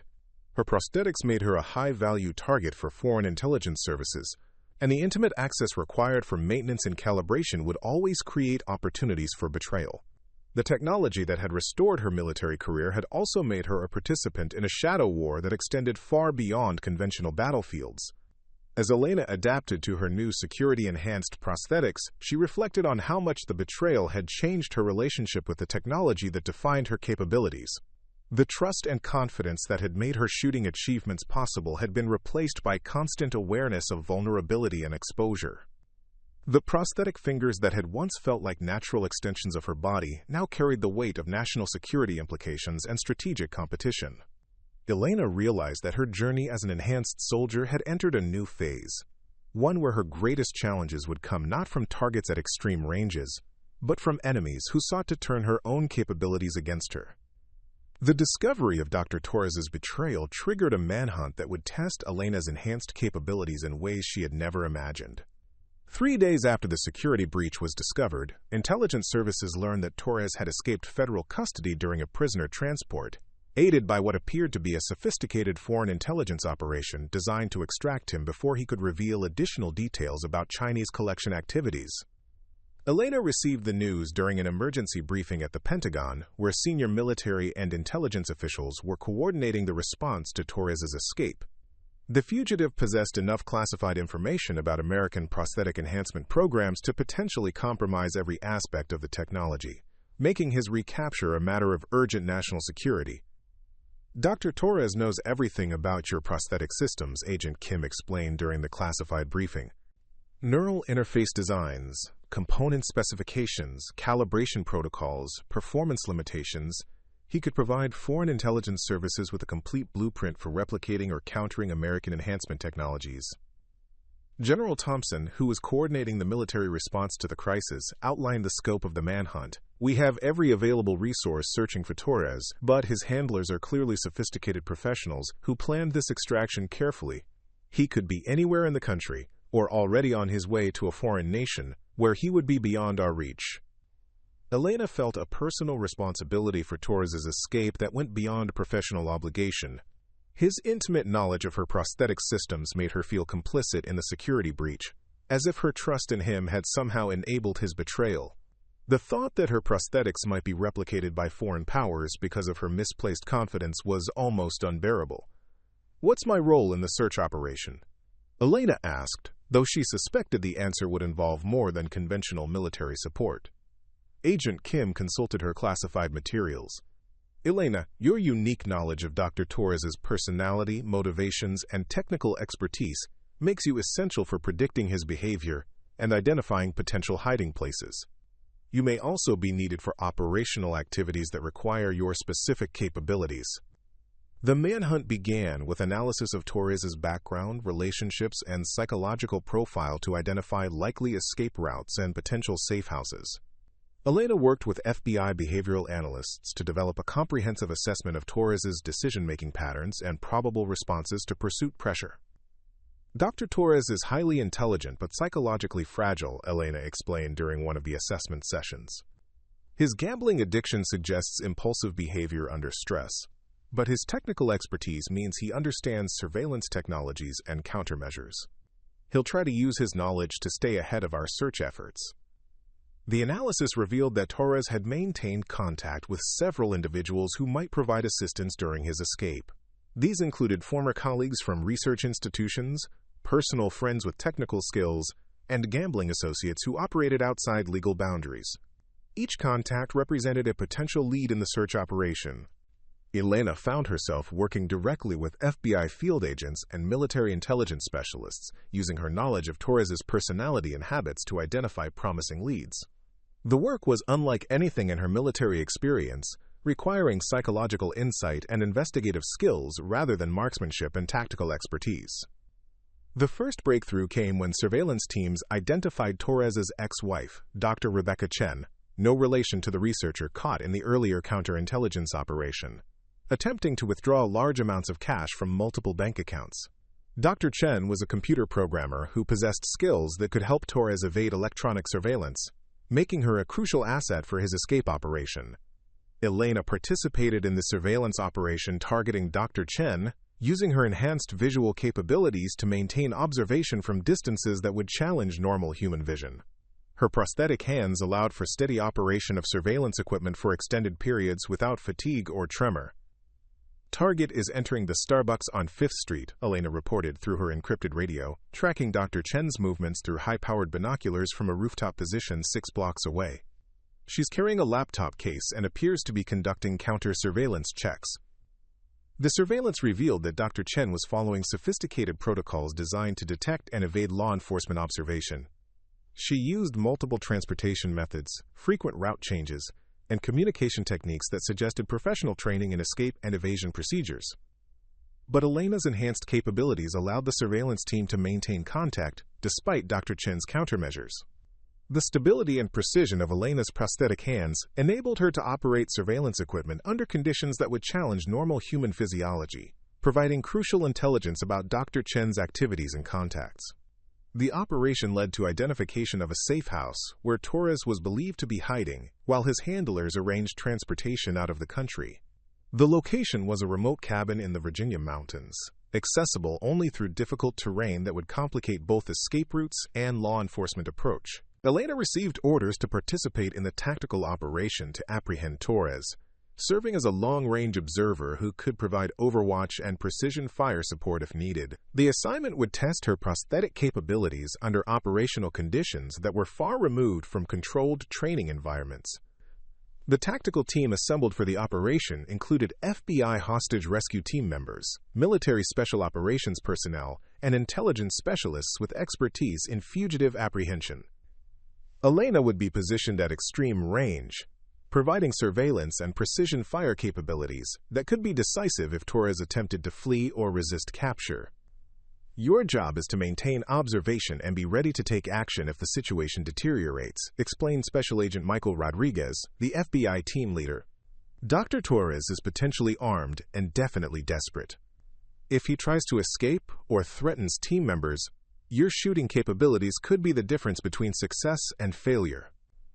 Elena felt the familiar calm that preceded her most important shots as she established her position on a ridge overlooking the safe house.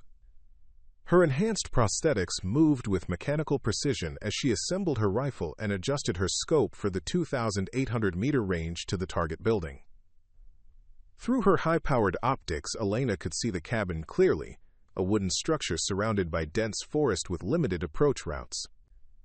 Intelligence indicated that Torres was inside, along with at least 2 other individuals who were likely foreign intelligence operatives responsible for managing his escape.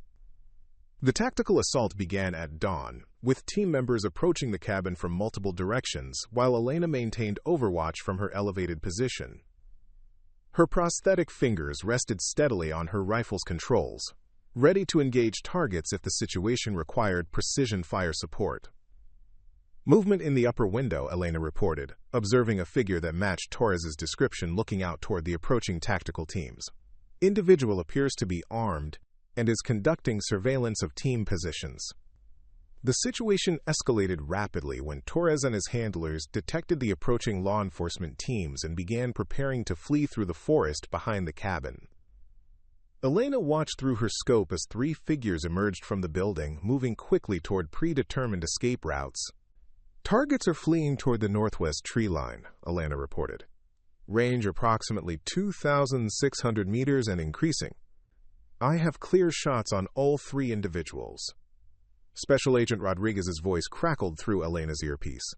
"Take the shot on Torres. We cannot allow him to escape with classified information." Elena's prosthetic fingers found their positions with mechanical precision.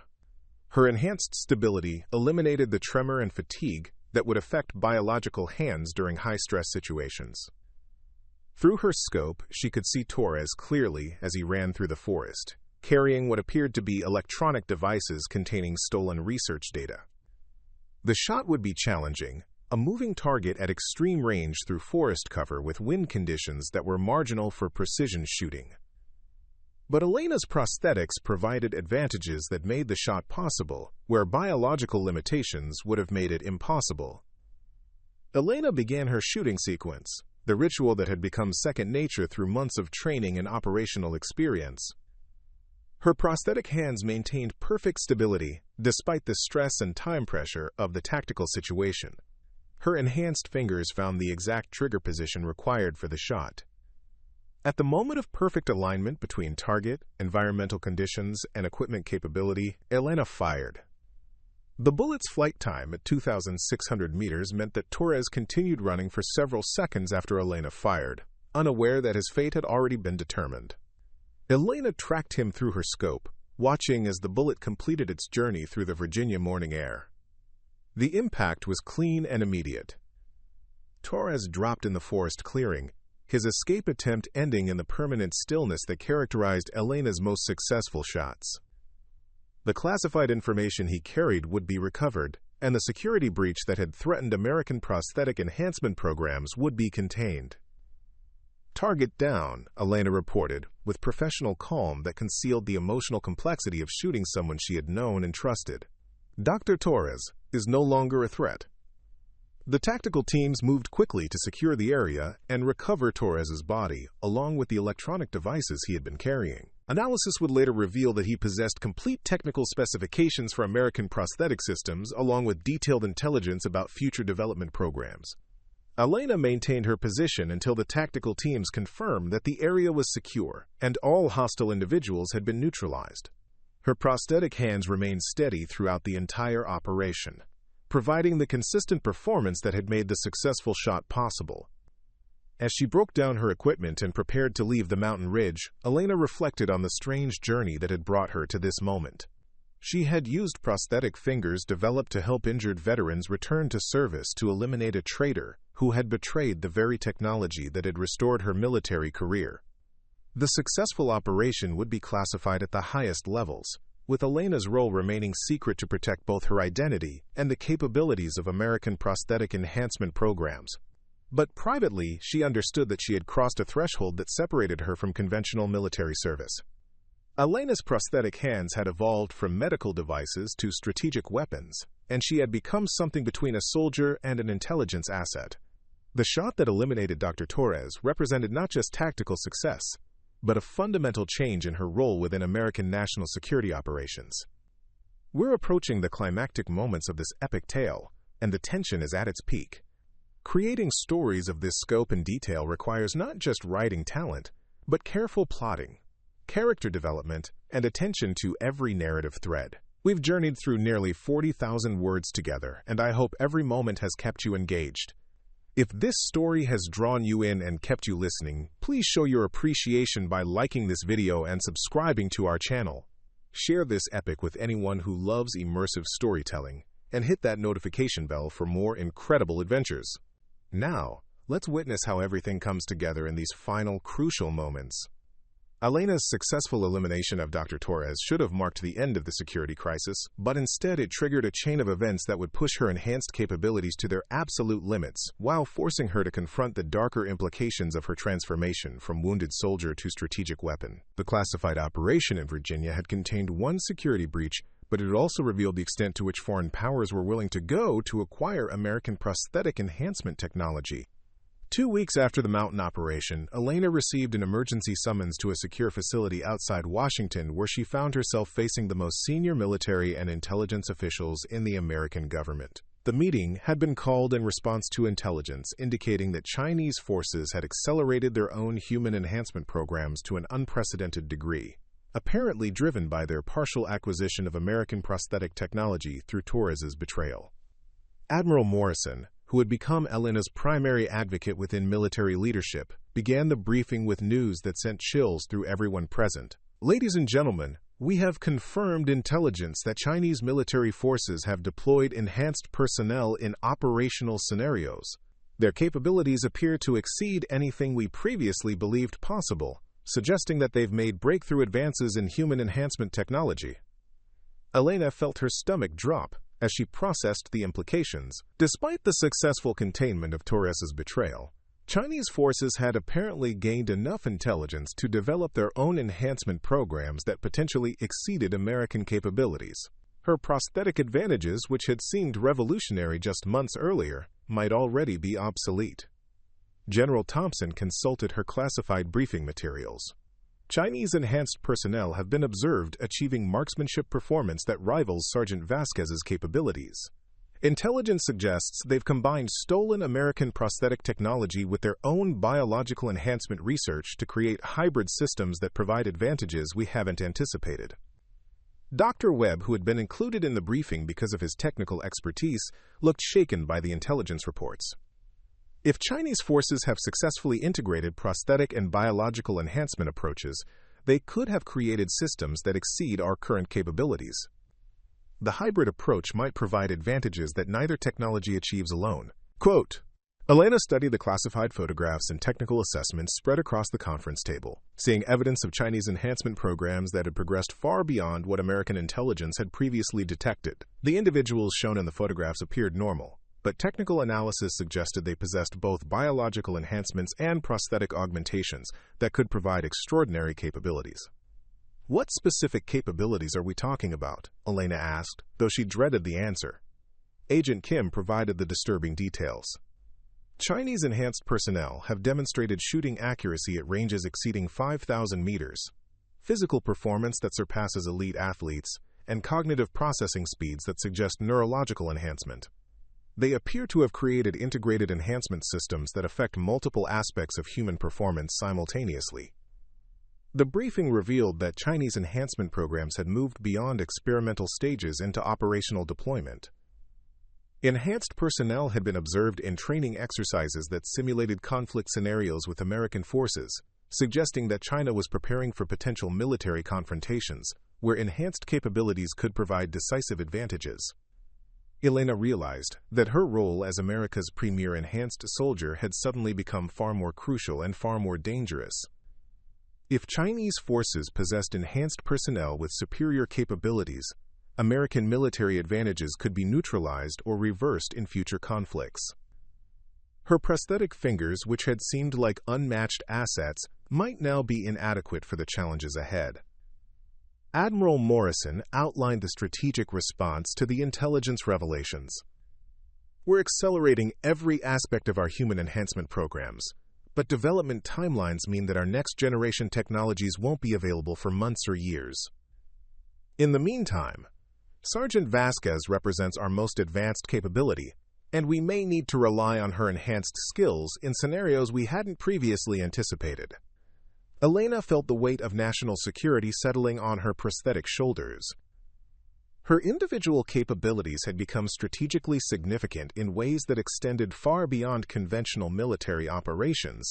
If American forces encountered Chinese enhanced personnel in actual conflict, her performance could determine outcomes that affected global military balances. Dr. Webb expressed concerns about pushing Elena's capabilities beyond their tested limits. Elena's prosthetics are remarkable, but they were designed for specific applications under controlled conditions.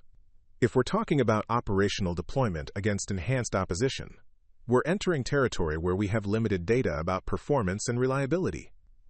But Elena understood that strategic necessity might override technical caution. Dr. Webb, if Chinese forces have enhanced personnel in operational scenarios, American forces need comparable capabilities. I'm willing to push my prosthetics to their limits if that's what's required. The meeting concluded with Elena receiving orders that would test every aspect of her enhanced capabilities while placing her in direct competition with foreign enhanced personnel. She would be participating in a classified operation designed to assess Chinese enhancement capabilities while demonstrating American prosthetic technology under operational conditions. The operation, designated Exercise Dragon Hunt, would take place in a classified location where Elena would engage in direct competition with captured Chinese enhanced personnel who had been detained during intelligence operations. The competition would provide crucial intelligence about relative capabilities while testing Elena's prosthetics under the most challenging conditions possible. Elena felt both excitement and apprehension about the direct competition. Her prosthetics had proven superior in controlled testing environments, but operational scenarios involved variables that could affect performance in unpredictable ways. If Chinese enhancement technology had genuinely exceeded American capabilities, her defeat could have strategic implications that extended far beyond individual pride. Dr. Webb insisted on comprehensive preparation for the competition, including modifications to Elena's prosthetics that pushed their performance beyond previous limits. The enhancements included experimental components that had never been tested under operational conditions, representing the cutting edge of American prosthetic technology. These modifications will provide enhanced processing speed, improved sensory feedback, and greater precision than anything you've experienced before. Drive, Webb explained during the installation procedure. But they're experimental, and we don't have complete data about their reliability under stress conditions. Elena accepted the risks associated with experimental technology, understanding that American strategic interests required pushing the boundaries of human enhancement capabilities. Her prosthetic fingers had become test platforms for technologies that could determine America's ability to compete with foreign enhancement programs. The classified facility where Exercise Dragon Hunt would take place was unlike anything Elena had encountered in her military career. Located in an undisclosed desert location, the complex included shooting ranges that extended beyond 6,000 meters, environmental simulation chambers that could replicate any conditions on Earth, and medical facilities equipped to handle the unique requirements of enhanced personnel. Elena's first glimpse of her competition came during the initial briefing for Exercise Dragon Hunt. The captured Chinese enhanced personnel included Captain Zhang Wei, a slight man whose biological enhancements were invisible but whose movement patterns suggested neurological optimization that exceeded normal human capabilities. His partner was Major Liu Xin, a woman whose prosthetic arms appeared more advanced than anything Elena had seen from American programs. The competition format included multiple phases designed to test different aspects of enhanced capability. Precision shooting at various ranges would assess basic marksmanship skills, while complex scenarios would test performance under stress conditions that simulated combat environments. The final phase would involve direct competition between Elena and the Chinese personnel in scenarios that pushed everyone's capabilities to their absolute limits. Elena's first challenge came during the precision shooting phase, where she faced targets at ranges that tested the absolute limits of rifle and ammunition technology. Her modified prosthetics performed flawlessly, achieving accuracy that exceeded her previous records and demonstrated the effectiveness of American enhancement technology. But Captain Zhang's performance was equally impressive. His biological enhancements allowed for neurological processing. His biological enhancements allowed for neurological processing speeds that seemed to accelerate his reaction times and environmental assessment capabilities. While Elena's prosthetics provided mechanical precision, Zhang's enhanced nervous system allowed for rapid adaptation to changing conditions that challenged even her advanced technology. Major Liu's prosthetic arms represented a different approach to enhancement entirely. Rather than replicating human anatomy with improved materials and precision, her prosthetics incorporated technologies that appeared to be decades ahead of American capabilities. The arms moved with fluid grace that exceeded biological limitations, while providing strength and stability that made Elena's titanium components seem primitive by comparison. Their enhancement approaches are more sophisticated than our intelligence indicated, observed Dr. Webb during the first day's assessment. Captain Zhang's biological enhancements provide cognitive advantages that complement his physical capabilities, while Major Liu's prosthetics appear to incorporate technologies we haven't seen before.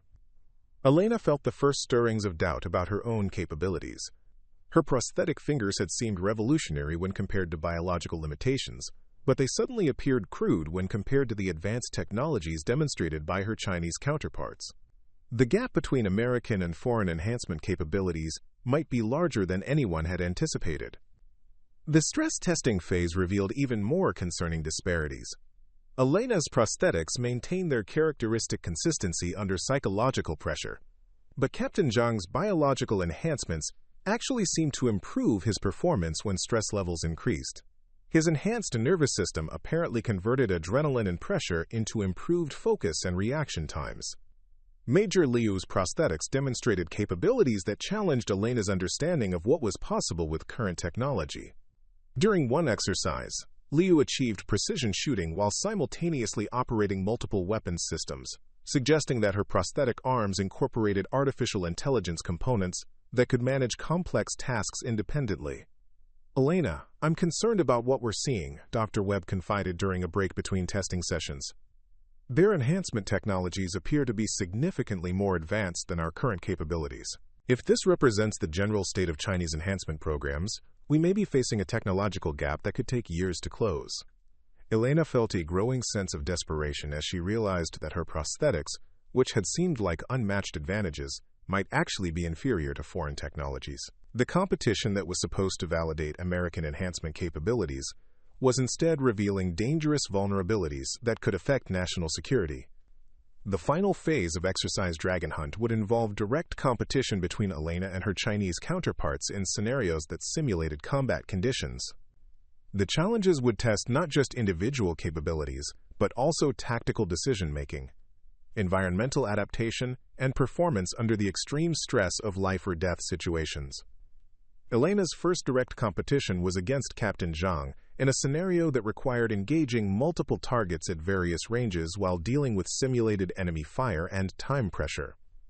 The challenge would test every aspect of their enhanced capabilities while providing direct comparison of American and Chinese enhancement approaches. As Elena settled into her shooting position, she felt the familiar calm that preceded her most important shots. But this time, the calm was tinged with uncertainty about whether her prosthetic advantages would be sufficient against an opponent whose enhancements might exceed her own capabilities. Captain Zhang established his position with movements that seemed almost superhuman in their precision and speed. His enhanced nervous system allowed for rapid assessment of environmental conditions and tactical situations that would challenge even experienced military personnel. Elena realized she was facing an opponent whose capabilities might genuinely exceed her own. The scenario began with targets appearing at ranges from 800 to 4,000 meters, requiring rapid transition between different shooting solutions while maintaining accuracy under simulated combat stress. Elena's prosthetics performed flawlessly, achieving hits that demonstrated the precision and consistency that had made her reputation. But Captain Zhang's performance was equally impressive. His biological enhancements allowed for rapid target acquisition and ballistic calculations that seemed to occur almost instantaneously. While Elena relied on conscious analysis and mechanical precision, Zhang appeared to operate on intuitive levels that bypassed normal cognitive processing. The competition intensified as targets became more challenging and time pressure increased. Elena found herself pushed to the absolute limits of her prosthetic capabilities, using every advantage that her titanium fingers and neural interfaces could provide. But Zhang continued to match her performance, while apparently operating well within his enhanced capabilities. The decisive moment came when both competitors faced a target at 5,500 meters, a distance that pushed the absolute limits of rifle and ammunition technology. The shot would require perfect environmental conditions, flawless equipment performance, and enhanced capabilities that exceeded normal human limitations. Elena's prosthetics made their microscopic adjustments with mechanical precision, but she felt uncertainty about whether her technology was sufficient for such an extreme challenge. Captain Zhang's enhanced nervous system allowed him to process environmental data and ballistic calculations with speed that seemed almost supernatural. Both competitors fired simultaneously, their shots crossing the desert air on trajectories that would determine the outcome of their direct competition.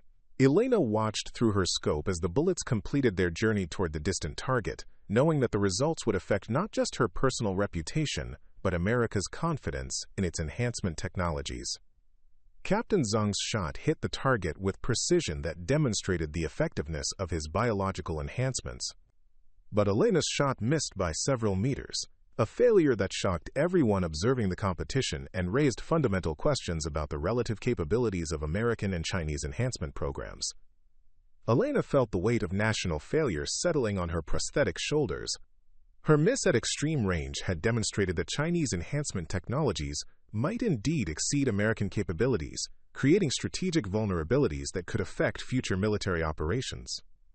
Dr. Webb attempted to provide technical explanations for Elena's miss, citing environmental factors and equipment limitations that could have affected the shot. But Elena understood that explanations couldn't change the fundamental reality that her prosthetics had proven inadequate when directly compared to Chinese enhancement technologies. The competition's final results confirmed Elena's fears about American technological disadvantages. Captain Zhang and Major Liu had demonstrated capabilities that consistently matched or exceeded Elena's performance, suggesting that Chinese enhancement programs had achieved breakthroughs that surpassed American research by significant margins. This represents a strategic intelligence failure, admitted General Thompson during the post-competition briefing. Our assessments of Chinese enhancement capabilities were inadequate, and we now face a technological gap that could affect American military advantages in future conflicts. Elena felt personally responsible for the strategic implications of her performance. Her prosthetic fingers, which had been symbols of American technological innovation, had become evidence of American technological inadequacy when compared to foreign alternatives. Admiral Morrison attempted to place the results in broader context. Sergeant Vasquez, your performance remains extraordinary by any reasonable standard. The fact that Chinese forces have achieved comparable capabilities doesn't diminish your individual achievements or the value of our enhancement programs. But Elena understood that strategic competition didn't recognize moral victories or individual effort. If Chinese forces possessed enhanced personnel with superior capabilities, American military advantages could be neutralized in future conflicts regardless of her personal achievements or dedication. The exercise Dragon Hunt results triggered a comprehensive reassessment of American human enhancement programs and strategic priorities. Elena found herself at the center of debates about research directions, funding priorities, and the fundamental approaches that could restore American technological advantages. Dr. Webb proposed accelerated development of next-generation prosthetic technologies that could exceed Chinese capabilities, but the timelines involved suggested that American forces might face technological disadvantages for months or years while new systems were developed and tested. Elena's role in these developments remained crucial but had fundamentally changed. Rather than being a symbol of American technological superiority, she had become a test case for technologies that needed dramatic improvement to compete with foreign alternatives. As she reflected on the competition results, Elena realized that her journey as an enhanced soldier had entered its most challenging phase. Her prosthetic fingers had given her capabilities beyond normal human limitations, but they had also placed her at the center of technological competition that could determine the future of American military power.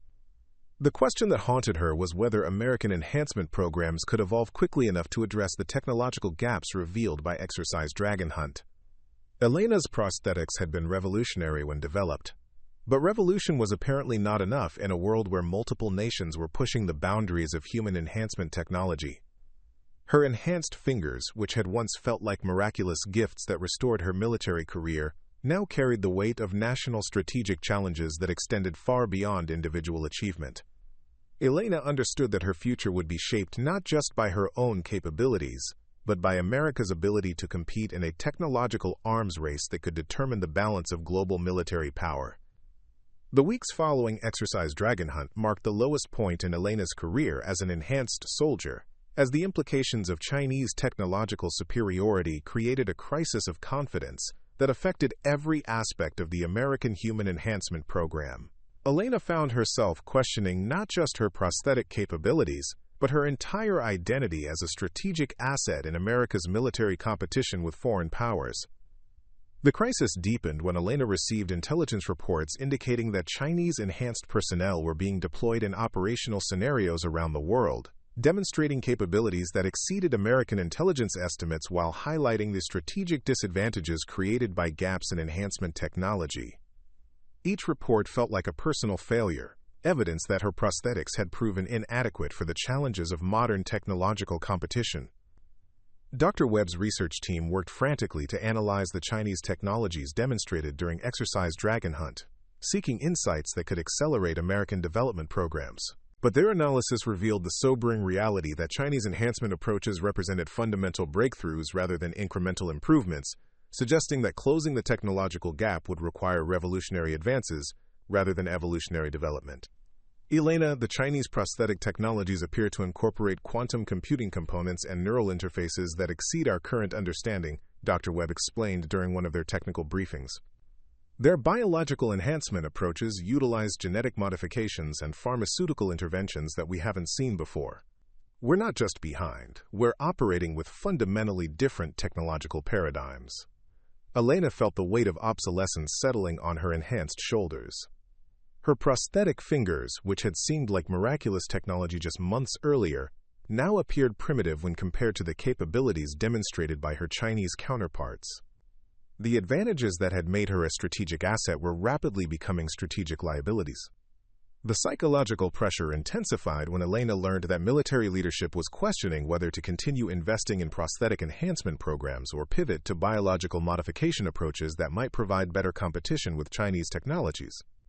Her individual success had become the foundation for an entire research program that might now be considered a strategic dead end. Admiral Morrison called Elena to a private meeting that would prove to be one of the most difficult conversations of her military career. The Admiral's expression was grave, as she outlined the strategic assessments that were reshaping American enhancement policies. "Elena, I want you to understand that your achievements remain extraordinary and your service has been exemplary," Admiral Morrison began. "But we're facing strategic realities that force us to reconsider our approach to human enhancement competition with foreign powers." Elena felt her stomach tightening as she anticipated what was coming. "Ma'am, are you suggesting that the prosthetic enhancement program is being terminated?" "Not terminated, but significantly redirected," Admiral Morrison replied carefully. "We're shifting resources toward biological enhancement research that might provide better competition with Chinese capabilities. Your prosthetic program will continue, but with reduced priority and funding." Quote, Elena felt as if the ground was shifting beneath her feet. The program that had given her a second chance at military service was being diminished because her capabilities had proven inadequate for strategic competition. Her prosthetic fingers suddenly felt heavy and alien, symbols of technological failure rather than innovation. "What does this mean for my role going forward?" Elena asked, though she feared the answer. Admiral Morrison's expression softened slightly. "Elena, you remain valuable for specific applications, but your role as our primary enhanced asset is changing. We'll be developing new personnel with different enhancement approaches that may be more effective against Chinese capabilities." Elena understood the implications. She was being replaced before she had even reached the peak of her capabilities, relegated to secondary status because her technology had proven inadequate for strategic competition. The prosthetic fingers that had restored her military career were becoming evidence of American technological shortcomings. The crisis deepened when Elena learned that Sergeant Santos, whose prosthetic adaptation had proceeded more slowly than Elena's, was being reassigned to conventional military duties pending the outcome of the program's strategic review. Santos had invested months in adaptation and training, only to have her enhanced capabilities deemed insufficient for American strategic needs.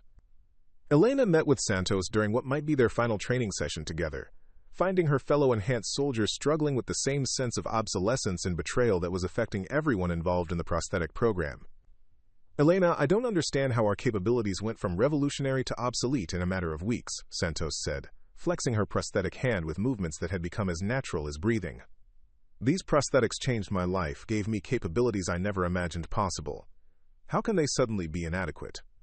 Elena felt a deep sadness for Santos, and for all the personnel whose lives had been transformed by prosthetic enhancement technology that was now being abandoned in favor of different approaches. "Maria, our prosthetics remain remarkable achievements. The problem isn't what they can do, it's what Chinese technologies can do better." The conversation highlighted the human cost of technological competition. Elena's prosthetics hadn't become less capable, but they had become strategically insufficient in a world where multiple nations were pushing the boundaries of human enhancement. Individual achievement had become secondary to strategic competition, and personal transformation had become irrelevant to military priorities. Elena's psychological state deteriorated further when she received orders to participate in testing of experimental biological enhancement treatments that might provide capabilities comparable to Chinese technologies. The testing would involve temporary modifications to her nervous system and cognitive processing, essentially using her body as a test platform for technologies that might replace her prosthetics entirely. Dr. Webb was horrified by the proposal to subject Elena to experimental biological modifications. "Elena, these treatments are completely untested in humans. We have no data about side effects, long-term consequences, or compatibility with your existing prosthetic systems. This is essentially human experimentation under the guise of strategic necessity." But Elena felt pressure to accept the experimental treatments, understanding that her value as a strategic asset depended on her ability to compete with Chinese enhancement technologies. If biological modifications could restore her competitive advantages, she was willing to accept risks that would have been unthinkable just months earlier. "Dr. Webb, if these treatments can provide capabilities that match Chinese technologies, I'm willing to accept the risks," Elena said, though her voice carried uncertainty that belied her words. "My prosthetics have become strategically inadequate. If biological enhancement can restore my effectiveness, I need to try it. The experimental treatments began with neurological modifications designed to accelerate cognitive processing and improve reflexes. Elena found herself subjected to genetic therapies, pharmaceutical interventions, and surgical procedures that pushed the boundaries of medical ethics in pursuit of enhanced capabilities that could compete with Chinese technologies. The treatments were physically and psychologically devastating. Elena experienced side effects that included severe headaches, neurological instability, and cognitive disruption that affected her ability to interface with her prosthetic systems. The biological modifications seemed to conflict with her prosthetic neural interfaces, creating system incompatibilities that degraded rather than enhanced her capabilities. "Elena, we need to stop these treatments immediately," Dr. Webb insisted during one of their medical evaluations. "The biological modifications are interfering with your prosthetic systems in ways we didn't anticipate. You're losing capabilities rather than gaining them." But military leadership pressured Elena to continue the experimental treatments, arguing that strategic competition with Chinese forces required accepting risks that would be unacceptable under normal circumstances. Elena found herself caught between medical advice and military necessity, forced to choose between her health and her strategic value. The breaking point came during a testing session when Elena's modified nervous system failed to interface properly with her prosthetic controls, causing a malfunction that prevented her from completing even basic shooting exercises. The combination of biological modifications and prosthetic technology had created incompatibilities that eliminated rather than enhanced her capabilities. Elena watched her shooting scores plummet as her enhanced systems fought against each other rather than working in harmony. The prosthetic fingers that had once moved with mechanical precision now responded erratically to neural commands that were being processed through modified biological systems. Her capabilities had deteriorated to levels below normal human performance. "I can't do this anymore," Elena told Dr. Webb after a particularly frustrating training session. "The biological modifications are destroying everything we built with the prosthetics. I'm losing capabilities instead of gaining them, and my strategic value is disappearing entirely." Dr. Webb's expression reflected the profound failure of the experimental enhancement approach. "Elena, I warned against combining biological modifications with your prosthetic systems. The technologies aren't compatible, and we're essentially conducting human experimentation without adequate understanding of the consequences." Elena realized that her desperate attempt to maintain strategic relevance had actually accelerated her obsolescence. The experimental treatments had damaged her prosthetic interfaces while failing to provide compensating biological advantages, leaving her worse off than before the modifications began. The final humiliation came when Elena was informed that she would be removed from active enhanced operations, pending medical evaluation and potential discharge from the enhancement program entirely. Her prosthetic fingers, which had once made her America's premier enhanced soldier, now barely functioned well enough for basic military duties. Elena found herself facing the possibility that her journey as an enhanced soldier was ending not with glory or achievement, but with medical failure and strategic irrelevance. The prosthetics that had given her a second chance at military service had become the foundation for experimental modifications that had destroyed, rather than enhanced, her capabilities.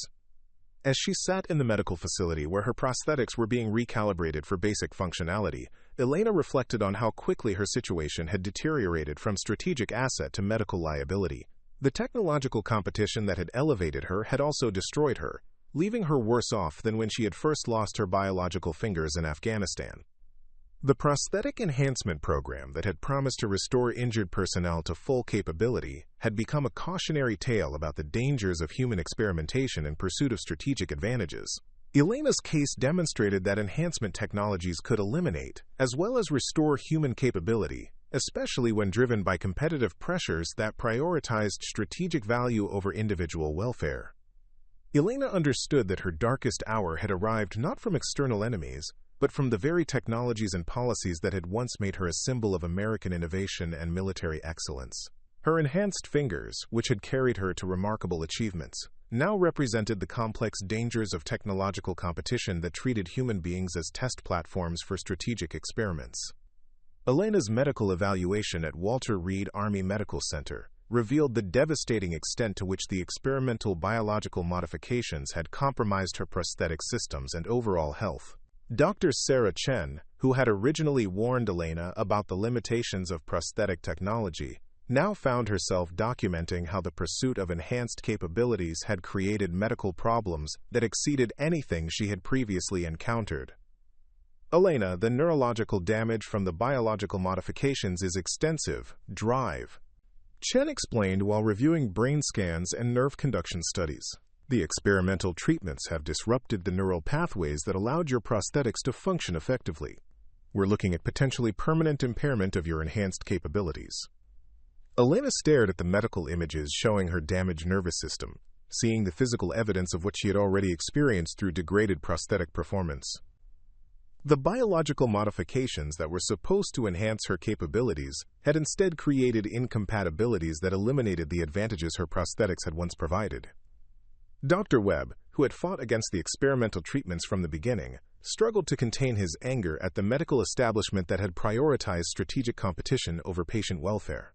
Elena, what they did to you was medical experimentation without adequate safety protocols. The combination of biological modifications with existing prosthetic neural interfaces was predictably dangerous. But Elena felt responsibility for her own situation, understanding that she had chosen to accept experimental treatments despite medical warnings about their risks. Her desperation to maintain strategic relevance had led to decisions that had destroyed the very capabilities she had sought to enhance. Dr. Webb, I made the choice to accept the modifications, Elena said, though her voice carried the weight of profound regret. I knew the risks, but I thought the strategic benefits justified accepting them. I was wrong. The medical evaluation revealed 3 potential paths forward, each carrying significant implications for Elena's future as an enhanced soldier and as a human being. The first option involved removing all prosthetic components and allowing her nervous system to recover naturally, essentially returning her to the disabled status that had preceded her enhancement. The second option involved attempting to repair the damaged neural interfaces while keeping her existing prosthetics, though success was uncertain and could require months of rehabilitation. The third option was the most radical: complete replacement of both her prosthetic systems and her damaged neural interfaces with next-generation technology that might be compatible with her modified nervous system. Dr. Chen outlined the risks and benefits of each approach. Elena, the safest option is removing your prosthetics and allowing natural healing. Your nervous system might recover enough function to work with conventional prosthetics, though you would lose the enhanced capabilities entirely. The repair option carries significant risk of further neurological damage with uncertain prospects for success. The replacement option involves experimental technology that hasn't been tested in humans and could create even worse complications. Elena felt the weight of a decision that would determine not just her personal future, but potentially the direction of American enhancement programs. Her choice would serve as a test case for how to address the medical failures that had resulted from combining incompatible enhancement technologies. But the decision became more complex when Admiral Morrison arrived at Walter Reed with classified intelligence that changed the strategic context entirely. The Admiral's expression was grim as she outlined developments that had occurred while Elena was undergoing medical evaluation. Elena, we've received intelligence indicating that Chinese enhanced personnel are being deployed in actual combat operations, Admiral Morrison began. Their capabilities are providing decisive advantages in conflicts where American forces are struggling to maintain effectiveness. The strategic implications are enormous. Elena felt a familiar surge of duty and determination despite her medical condition. Ma'am, what does this mean for American forces in the field? It means we're facing a strategic crisis that could affect American military effectiveness around the world, Admiral Morrison replied. Chinese enhanced capabilities are providing tactical advantages that our conventional forces cannot match. We need enhanced personnel who can compete with Chinese technologies. Elena understood the implications. Despite her medical problems and the failure of experimental modifications, she remained one of America's most experienced enhanced soldiers. Her knowledge of Chinese capabilities and her experience with advanced prosthetics made her potentially valuable even with compromised systems. Admiral, what are you asking of me? Elena said, though she suspected the answer would involve accepting even greater risks than she had already endured. Admiral Morrison consulted her classified briefing materials. Elena, we're developing next-generation prosthetic systems that incorporate lessons learned from Chinese technologies. The systems are experimental and untested, but they might provide capabilities that can compete with foreign enhancement programs. We need someone with your experience to test them. Elena felt the familiar weight of being asked to serve as a test subject for experimental technologies. But this time the request came with full awareness of the medical risks and potential consequences. She would be voluntarily accepting the possibility of permanent disability or death in service of American strategic interests. Dr. Webb was adamantly opposed to subjecting Elena to additional experimental procedures. Admiral, Elena has already suffered significant neurological damage from experimental modifications. Additional procedures could cause permanent brain damage or death. The medical risks are unacceptable. But Elena felt the pull of duty and the desire to redeem her strategic value after the failures of recent months. Her prosthetic fingers had given her a second chance at military service, and she was reluctant to abandon that opportunity despite the medical risks involved. Dr. Webb, I understand the risks, but I also understand the strategic stakes, Elena said carefully. If Chinese enhanced personnel are providing decisive advantages in actual combat, American forces need comparable capabilities. If I can help develop those capabilities, I'm willing to accept the risks. The next-generation prosthetic systems represented a complete departure from previous enhancement approaches. Rather than simply replacing lost biological function with mechanical alternatives, the new systems would integrate quantum computing components, artificial intelligence algorithms, and neural interfaces that could potentially provide capabilities exceeding anything previously achieved. Dr. Webb's research team had developed the experimental prosthetics based on intelligence gathered about Chinese technologies during Exercise Dragon Hunt. The systems incorporated advances in materials, science, computer processing, and biomedical engineering that pushed the boundaries of current technological capability.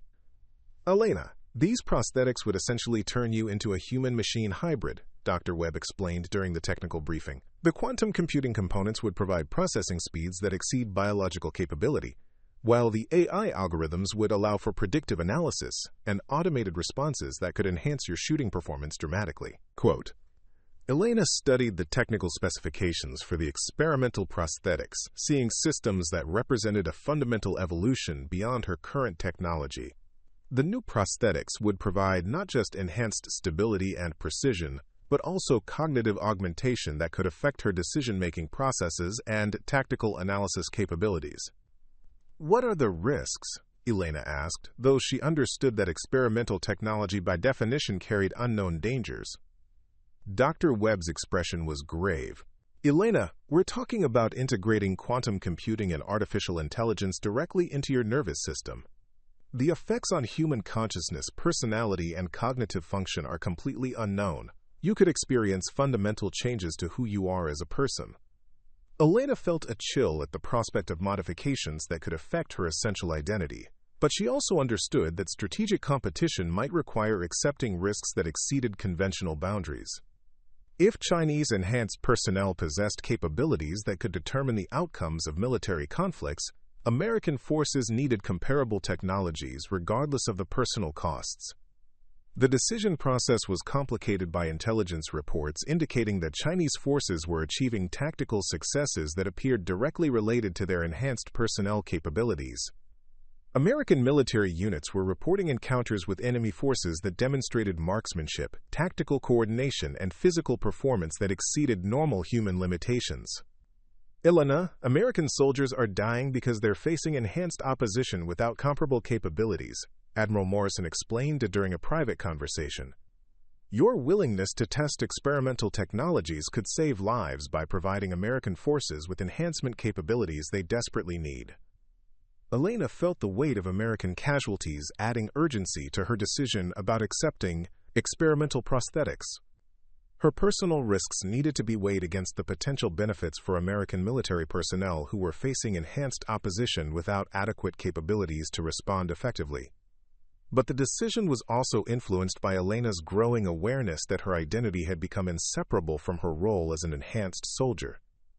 The prosthetic fingers that had restored her military career had also defined her sense of purpose and self-worth. Accepting experimental modifications represented not just strategic service, but also an attempt to maintain her identity as America's premier enhanced soldier. Dr. Webb made one final attempt to dissuade Elena from accepting the experimental prosthetics. Elena, you need to understand that these modifications could fundamentally change who you are. The quantum computing and AI components might affect your personality, emotions, and decision-making processes in ways we can't predict. You might not be the same person after the procedures. Elena considered the warning carefully, understanding that she was being asked to risk not just her life, but her essential identity in service of American strategic interests. The experimental prosthetics could provide capabilities that exceeded anything previously achieved, but they could also eliminate the human elements that defined her as a person. Dr. Webb, I've been thinking about this decision for weeks, Elena finally replied. My prosthetic fingers have already changed who I am in fundamental ways. They've given me capabilities I never had biologically, changed how I think about myself and my place in the world. If experimental modifications can provide strategic advantages that save American lives, I'm willing to accept the risks. Elena's decision to accept the experimental prosthetics represented a turning point not just in her personal journey but in the broader development of American human enhancement programs. Her willingness to serve as a test subject for revolutionary technology would determine whether American forces could develop capabilities competitive with foreign enhancement programs. As she prepared for the surgical procedures that would install the next-generation prosthetics, Elena reflected on how far she had traveled from the wounded soldier who had refused medical discharge in Afghanistan. Her journey had taken her through remarkable achievements and devastating failures, but it had also made her a symbol of American determination to push the boundaries of human capability in service of national security. The experimental prosthetics represented both the culmination of her enhancement journey and the beginning of an entirely new phase that could either restore her strategic value or eliminate her humanity entirely. Elena understood that she was crossing a threshold that would determine not just her own future, but potentially the future of human enhancement in military operations. Her choice to accept experimental technology demonstrated the complex intersection of personal courage, strategic necessity, and technological innovation that defined modern military competition. Elena's prosthetic fingers had already transformed her from disabled veteran to strategic asset, and the next-generation systems would test whether technology could push human capability to levels that exceeded not just biological limitations, but the boundaries of human identity itself. The surgery to install Elena's next-generation prosthetic systems took 18 hours and required a medical team that included specialists in neurosurgery, biomedical engineering, quantum computing, and artificial intelligence. Elena remained conscious during portions of the procedure so that technicians could calibrate the quantum neural interfaces in real time, creating a surreal experience of watching her own transformation from enhanced human to human-machine hybrid. Dr. Webb supervised every aspect of the installation process, monitoring Elena's vital signs and neurological responses as the experimental technology was integrated into her nervous system. The quantum computing components required precise placement to interface with her brain's neural networks, while the AI algorithms needed calibration to her individual cognitive patterns and decision-making processes. Elena, can you feel the quantum interfaces coming online? Dr. Webb asked during one of the conscious phases of the surgery. Elena experienced sensations unlike anything in her previous prosthetic experience. The quantum components seemed to accelerate her thought processes, while providing access to information processing capabilities that exceeded biological limitations. Dr. Webb, it feels like my mind is expanding. I can process multiple information streams simultaneously while maintaining awareness of complex environmental factors. The AI integration proved more challenging than anticipated. The artificial intelligence algorithms needed to learn Elena's individual behavioral patterns while providing enhanced capabilities that complemented rather than replaced her human decision-making processes. The calibration required hours of testing and adjustment to achieve optimal human-machine integration. The AI components are designed to enhance your tactical analysis and prediction capabilities, explained Dr. Lisa Park, the lead AI specialist. They'll provide real-time ballistic calculations, environmental assessments, and tactical recommendations while preserving your ability to make final decisions about actions and targets. Elena found the AI integration both fascinating and disturbing. The artificial intelligence seemed to anticipate her thoughts and provide information before she consciously realized she needed it. The enhancement felt like having a tactical advisor whose processing speed and analytical capabilities exceeded human limitations. The most dramatic change came when the quantum computing components achieved full integration with Elena's nervous system. Her cognitive processing speed increased dramatically, allowing her to analyze complex situations and make tactical decisions with unprecedented speed and accuracy. Environmental factors that would normally require conscious calculation were processed automatically by the quantum systems. Dr. Webb monitored the integration process with both excitement and apprehension.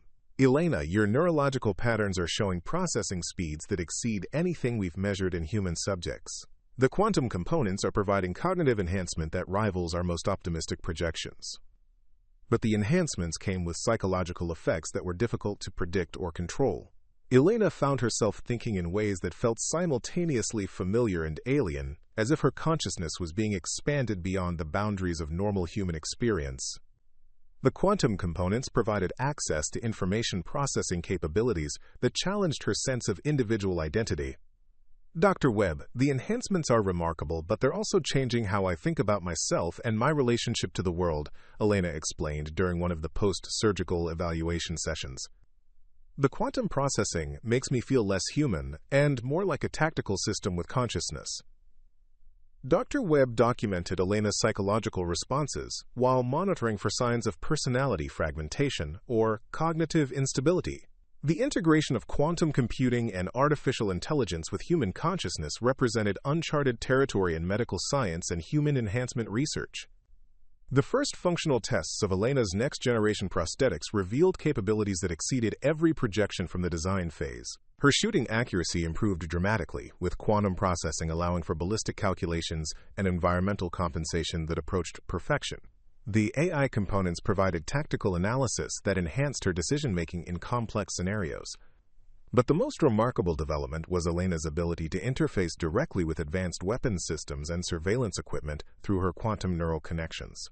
She could control multiple systems simultaneously, while maintaining awareness of battlefield conditions that would overwhelm normal human cognitive capacity. "Elena, your performance is exceeding our most optimistic projections," Dr. Webb observed during one of the testing sessions. "The quantum components are providing processing capabilities that allow you to operate at tactical levels we hadn't thought possible for individual soldiers." Elena felt both exhilarated and disturbed by her enhanced capabilities. The quantum prosthetics provided advantages that made her previous enhancements seem primitive. But they also created a sense of disconnection from her human identity that was psychologically challenging. The first operational test of Elena's next-generation capabilities came when she received orders to participate in a classified mission designed to assess Chinese enhanced personnel in actual combat conditions.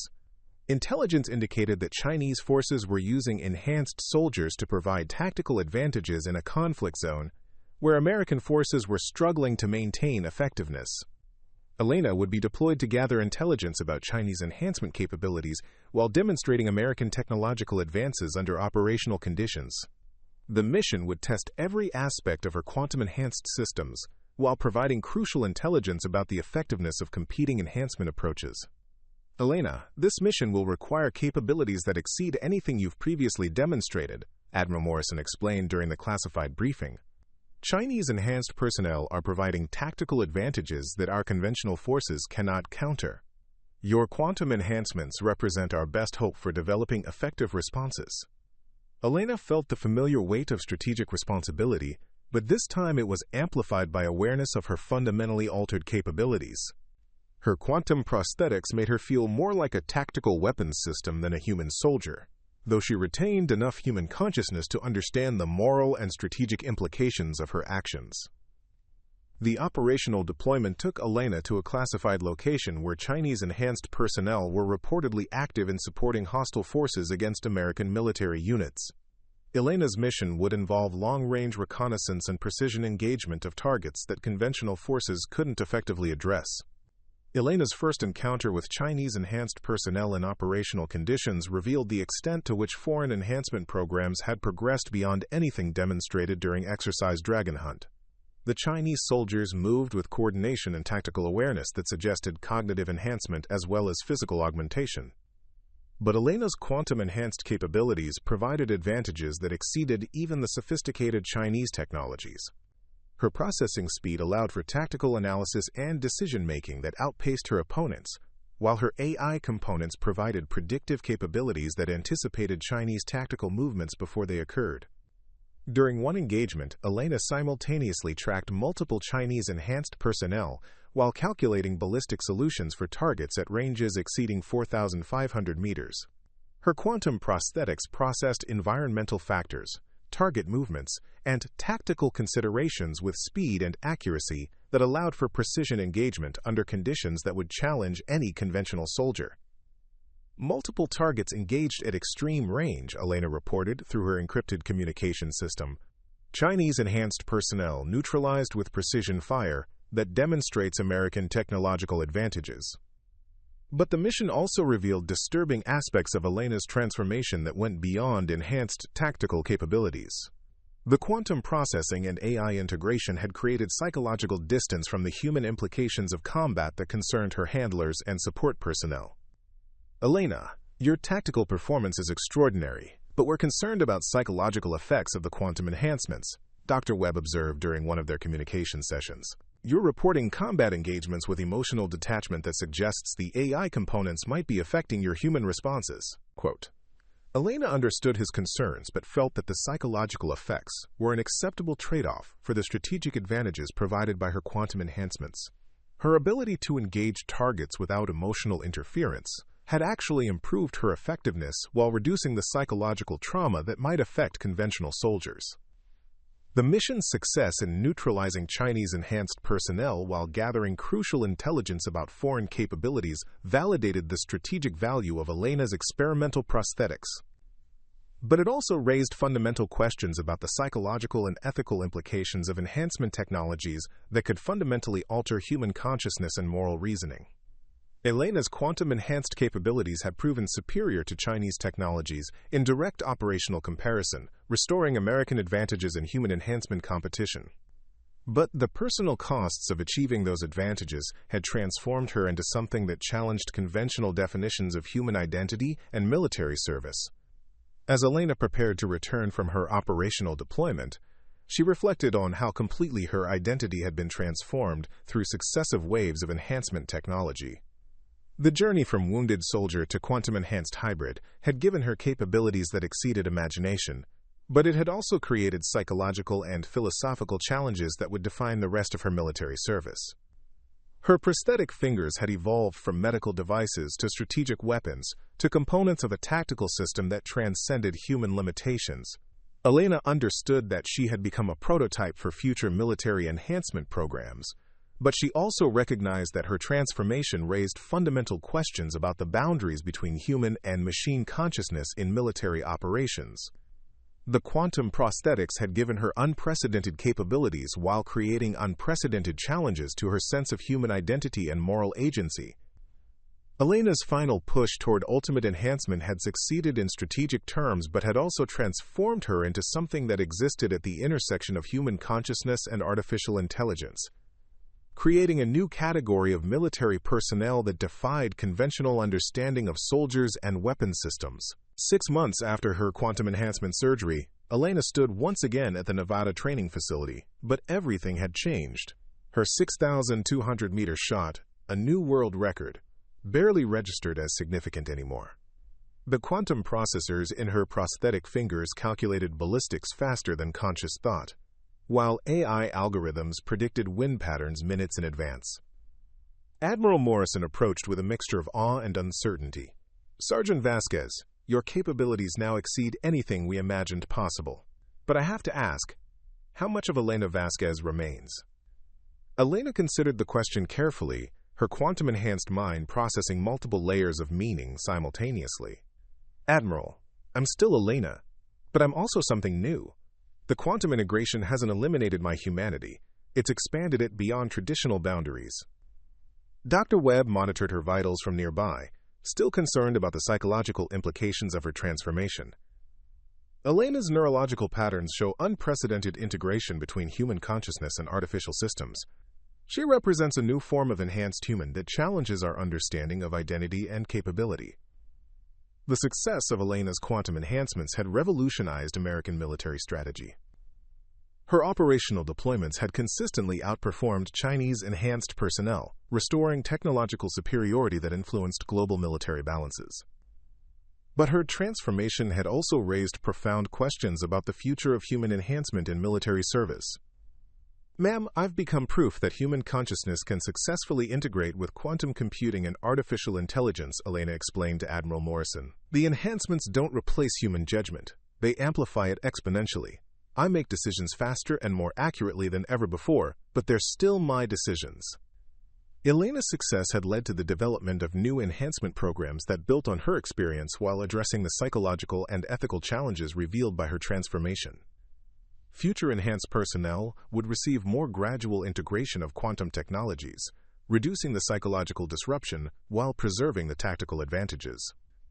As she prepared for her next assignment, training the first class of quantum-enhanced soldiers, Elena reflected on her remarkable journey from wounded veteran to strategic asset to something entirely new. Her prosthetic fingers had evolved far beyond their original purpose, becoming instruments of a transformation that redefined the possibilities of human consciousness and military capability. The girl who had once learned precision from her father in Phoenix had become the woman who redefined the limits of human potential. Elena's story proved that losing something precious could lead to gaining something extraordinary, even if that transformation challenged every assumption about identity, capability, and what it meant to be human in an age of technological enhancement.